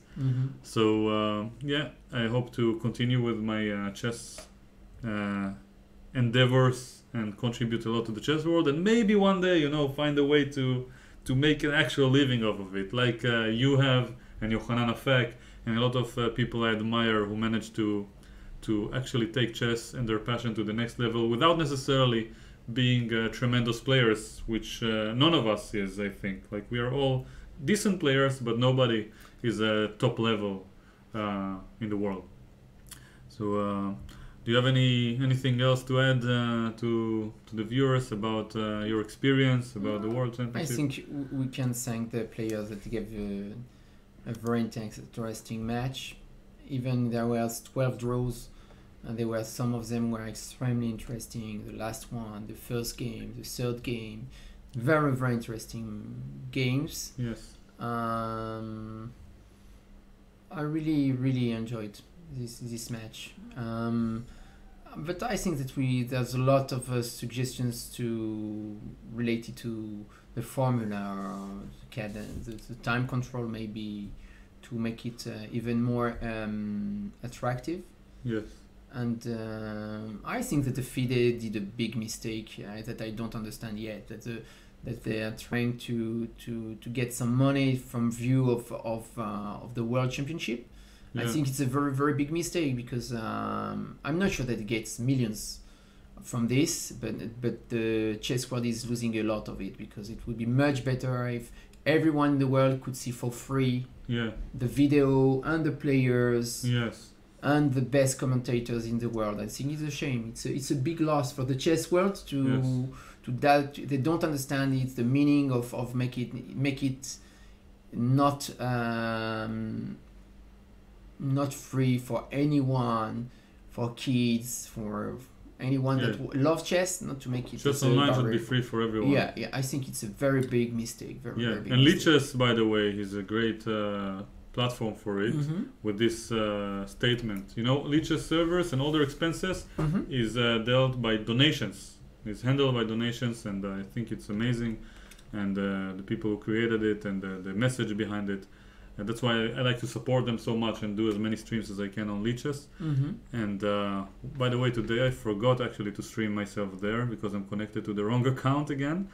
So I'm not being broadcasted there. This explains the lower numbers, but it's okay. And one last message is that, soon I will create some chess content for the people who want to actually improve, some educational chess content that's like better than what I do on YouTube, a little bit more advanced or more professional from the coach perspective. Some of it will be free, some of it will be very cheap, but in order for it to work, I need to save money on the marketing. I don't want to spend money on marketing, so I will start to collect emails sooner or later. I still didn't find out how to do so, but when I do ask for it, be generous with your emails. I won't bother you more than once a month or two. Well, you got, I'm reading that you got an invitation. David Groh, Tal, if you find yourself in Texas, especially Austin, Texas, let me know. I will cook for you. Oh my God, this is an invitation. Yeah, thank you. And now I'm taking Tal to the restaurant. I yes, know we celebrate. Yeah, we celebrate for sure. Yes. Good beer, good alcohol. So thank you. For sure. And maybe... Itamar, I want you to tell me, how old are you now? I remember you as a kid. Just tell me, how old are you? Yeah. I'm so glad to see a kid that I taught him when he was very, very young, to see it now. Look at the stream. I'm very, very happy. Wow. Almost. Yes. Wow. So it's like 9.5 years older than when you started teaching him. Yeah. Yes, and Asaf Ronen, thanks for supporting throughout the chat with your remarks and for coming in the day where Joseph couldn't make it. I want to thank Joseph also for taking so much time. He did make it for only around 7 rounds of the 13 different days, but he was a very busy person, and all the friends who managed to come by and replace him last minute, Asaf Ronen, we have Hanan Mordechai, we have Alon Cohen Revivo here, Alon Cohen next to me, who has so many titles, just like Yohanan Afek. The stream is not long enough to mention them all. And I would like to say that Tal will play in 2 weeks' time in the Israel Championship in the north. Yes. There are 32 players. Mm-hmm. You are rated which number there? In the top 10 for sure. Yeah. Top, even better, I guess. Yes, I don't know exactly, but I'm hoping to finally try my luck at the title. And we have some positive vibes in the chat, and hopefully this will last for the next streams that I will do. I have a lot of ideas that came to me, and I wrote them down during the streams for videos that I will create. Mm-hmm. And I'll try to be more active, but I'm gonna need your support, because the viewers are the reason I'm doing it, and I need to see at least some form of positive feedback here and there. Not too much, but just a little bit, to balance all the, let's say, negativity that exists on the internet. So thanks a lot. I appreciate having an audience. It's far from obvious, and having so many friends who help me in the moment of need. And I'll see you in the next videos. Thank you for watching.